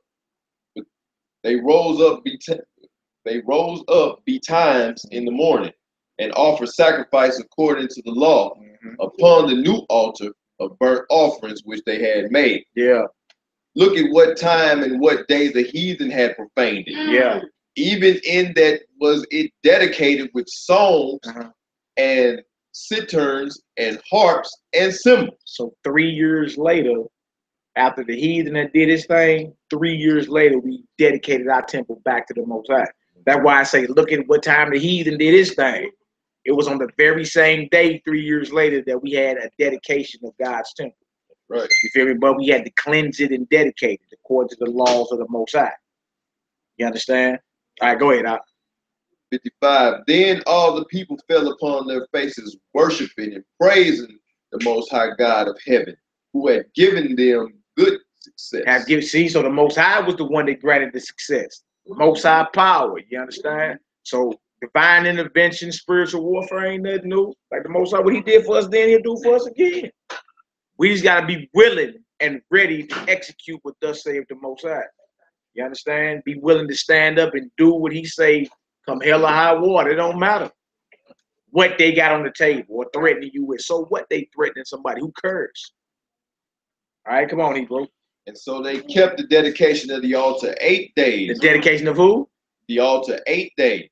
That's what this feast called, Hanukkah, or the Feast of the Dedication. They kept it 8 days. It started the 12th at evening. It's going to end the 20th. What day is the 20th next week, dude? It's going to end at Wednesday. Wednesday evening. Well, Tuesday. Yeah. Okay. All right, whatever the 20th is. Come on, Hebrew. 56. And so they kept the dedication of the altar 8 days and offered burnt offerings with gladness and the sacrifice of deliverance and praise. They decked also the forefront of the temple with crowns of gold. Yeah, they decked it with gold, crowns of gold, forefront of the temple. Right, go ahead. And with shields, and the gates and the chambers, they renewed and hanged doors upon them. Thus was there very great gladness among the people, for that the reproach of the heathen was put away. That's right. Moreover, Judas and his brethren, with the whole congregation of Israel, ordained that the dates of the dedication of the altar should be kept in their season from year to year by the space of 8 days from the 25th day of Keslev, day of the month Keslev, with myrrh and gladness. At that time also they built up the Mount Sion with high walls and strong towers round about, lest the Gentiles should come and tread it down as they had done before. So even though they were celebrating and enjoying themselves, right, they didn't forget we still at war. Right. War didn't end just because they dedicated the temple. They still had wars to fight and everything. But the Most High allowed them to reclaim the temple, cleanse it, and dedicate it. And that's the history behind this speech that we keep. And it's important to read to the short leggers, you understand, so they can realize the history behind it. Like, what's the dedication and what it means? You feel me? You know, they give you the answers. Like, that's when we was fighting heathens, and we got the temple back and dedicated, Daddy. There you go. Great job. That's an excellent answer. We was fighting heathens, though, huh? You feel me? They get to hearing about Judas, like all the wars. When you read about Judas Maccabees wars, man, you can be like, whoa. You feel me? So in some of these wars, the Most High sent angels. The angels jumped the heathen in chapter 3 of 2nd Maccabee. They jumped this heathen. Long stomped him, beat him down. I was like, dang. They jumped him so hard, he begged the high priest to pray to his God so he could be relieved of this whooping he was getting. And it's not just biblical history, this is in history books. Yeah. You can look up Judas Maccabees lived. You can look up, go to Wikipedia. Get out your Encyclopedia Britannicus. Look up the history on dedication in Hanukkah. You're going to get what we reading right here. This is historical. You understand? And even in that Josephus, he let it be known, man, look, man, before they even dropped Jerusalem, man, there was all type of banging going on in the clouds. Man, we got a heavenly host around us, man, at all times. You feel me? We just got to be aware of it and learn to pray and petition the Most High for what it is. All right, go ahead. Last verse. And they set there a garrison to keep it, and fortified Bethsura to preserve it, that the people might have a defense against Idumea. We just need 2nd Maccabees 6. We're going to close out. 2nd Maccabees 6. We're going to show y'all another example of them bringing one of their gods into play. They're going to call the god by name. And then he's going to show you a brother, an older brother named Eleazar. You know, when the deal came to him, when the offer came to him, no deal. And there was major stuff on the table. Like, we'll spare your life. You know, you could live a little bit. Won't you just fake like you did that? Oh, we didn't. And he was like, oh, no. Like, they want to trick people. Yeah. Just make it seem like. And he really, y'all paying attention around her, huh? Yeah. Tony on it. That's around verse 18. Where you want to start? Start at verse 1 because I want to show them about how they came in. This is more details of what they did in the temple, showing you how they came in and named the temple of the Most High, the temple of their gods. 2nd Maccabees, the 6th chapter. You start at verse 1. We're gonna read 1 through we're gonna read 1 through 9, and then we're gonna jump down to 18. Okay. And we're gonna close out after that. But look, that's all. That's what it's about, man. This whole feast is about us being valiant, right? And dedicating our temples, which is the body of the Most High. Our bodies, which is the temple of the Most High, to Him. No to the covenant of the Gentiles. No to the covenant of the heathens. There is no. You can't be under the covenant of the Most High and the covenant of Gentile Greeks, Romans, Africans, Asians, none of them. No to the one people mindset. No to all that. Hell to the no. Y'all ain't one people. Y'all ain't gonna get along. You understand? If y'all want to get down with our God, then that's what it is. Y'all got rules and all that you got to follow. But it ain't no we all finna get along. That was a figment of Martin Luther King's imagination. No, you can't be no blood at the same time. You either down or you ain't. It is or it ain't. You will or you won't. You do or you don't. Heaven and hell, freedom or jail. That's it. It ain't no in between. Oh, great. And as we see, the Greek culture didn't benefit us none. Boy. And they was like, look, they offered old boy them all the gold he wanted. You get all that gold, you get that silver, you can be our friend. You can be our friend, you can get all the gold and silver. You can live longer. We'll look out for your family. Everything that Nick Rose say today, that's what he was looking for.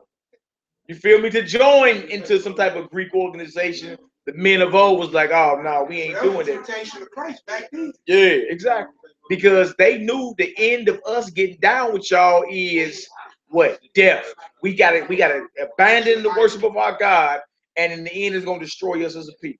Get you to the idol worship. Yeah. So what? Your temple defiled both ways. Your physical temple defiled and your body defiled because you worshiping false gods.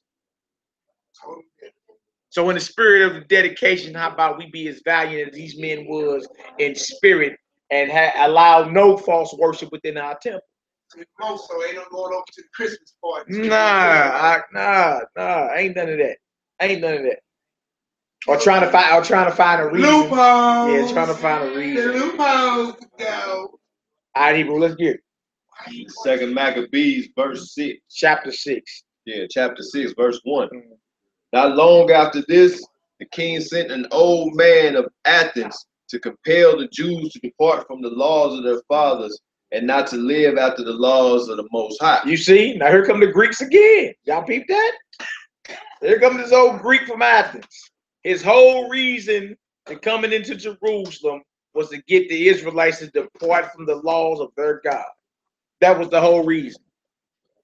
And to pollute also the temple in Jerusalem, and to call it the temple of Jupiter Olympius. So they called the temple of the Most High what? Jupiter Olympius. The temple of the Most High was called Jupiter Olympus. That's a Greek god. That's a Greek god. Yes, it is.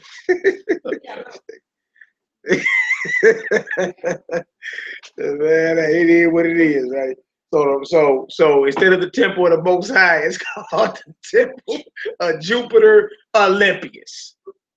Where will you get your Olympics from? Yeah, come on, we almost done.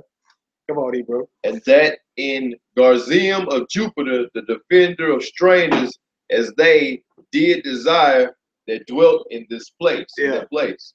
The coming in of the mischief was sore and grievous to the people. It was who? Sore and grievous to the people. So it wasn't beneficial? Nah. Sore and grievous to get down with the Greeks, huh? Come on. For the temple was filled with riot and reveling by the Gentiles, who dallied with harlots. Oh, they was in the temple running trains, man. They had all type of harlots in the temple. Dallying. Wow, dallying with harlots in the temple. Come on, man. It had to do with women within the circuit of the holy places, and besides that, brought in things that were not lawful. It's crazy because dealing with the mother gods, it's okay to be sexually immoral. You can lay with who you want to lay with. That's part of their worship. That's why a lot of people don't like get down with the Most High, because he's going to hold you to a sexual standard. You can't just do whatever you want to do. That's right. He's not He's going to hold you to a standard. You can't do what you want to do. Now, if you a Greek, you can go bang a dog if you want to. And Jupiter ain't going to be mad at you. If you a Greek, you can go lay with your dog or a cat if you want to, and the Greek gods are not going to be mad at you. But getting down with the Most High, he's going to hold you to a sexual standard. Come on, bro. The altar also was filled with profane things which the law forbidden. Neither was it lawful for a man to keep Sabbath days or ancient feasts, or to profess himself at all to be a Jew. Yeah, you can even profess to be an Israelite. You can keep Sabbath, you can keep feasts, you can do none of it. It was outlawed, like it's going to be outlawed now in these days. All right, come on, Hebrew. We got a few more verses. Come on. And in the day of the king's birth, every month they were brought by bitter constraint to eat of the sacrifices. And when the feast of Bacchus was kept, the Jews were compelled to go in procession to Bacchus, carrying Jewy. Ivy. Yeah, you in that 16. Yeah, Ivy. Now, do trip. This season had his birthday every month. How proud was this bastard? He had a birthday every month. Celebrate. Every month, man. Verse 8. Come on. Moreover, there went out a decree to the neighboring cities of the heathen by the suggestion of Ptolemy against the Jews, and they should observe the same fashions and be partakers of their sacrifices. Come on. And whoso would not conform themselves to the manner of the Gentiles should be put to death. Should be what? Should be put to death. Wow. So whoever ain't want to get down with these Greeks, the end game was what? Death. Put to death. So what benefit did we get? Read that last sentence and we're going to close out. Then might a man pain seem the present misery. Yeah, that means half. You got to learn that 16:11. Yeah, but it says, then might a man have seen the present misery. Okay. So that's basically what the feast about. There's many more stories behind it, many more wars. On our own personal time, we can get to it. Ain't no thing. But, so that's the dedication, feast of dedication. Let your light shine. Remember that you are the temple. As valiant as these men was to cleanse the physical temple and to kick out false worship, that's what you need to be doing in your life. In the spirit of our fallen brothers, our slain brothers who stood up for a righteous cause, laid their life down, and not the spirit of a bootlicking sellout who just want to get down for a few benefits, like health benefits and dental and vision and a 401k. Yeah, and a cleaner rest. Judgment on the line and you stressing the 401k. Yeah. So with that being said, all praise to the God of Abraham, Isaac, and Jacob. In honor and glory of his only begotten beloved Son, long live the King of Kings, Lord of Lords. Happy feast of dedication. Let your light shine.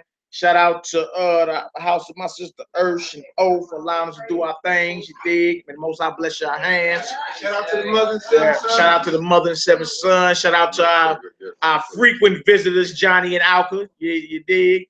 Yakana Eliezer, the assassin over there on the couch. Obed. You understand? The baby face Hebrew, Uncle O in the building. You understand? We got Howard Shaw, we got the Lock Doctor, we got Tony, Ursh, Bo, Mena. You dig? We even got Bros in this deal. Bros. That was Zebediah Boaz in the back. Throw that forward, man. Let me put that. Like I said, you need to get about your flesh. There you go, right there. You need to get about your flesh. My Uncle Will Jeremiah folds up. You know him from off the book too. You understand? That being said, all praises, glory, and honor. What up with it? Shalom until the next time. Shalom.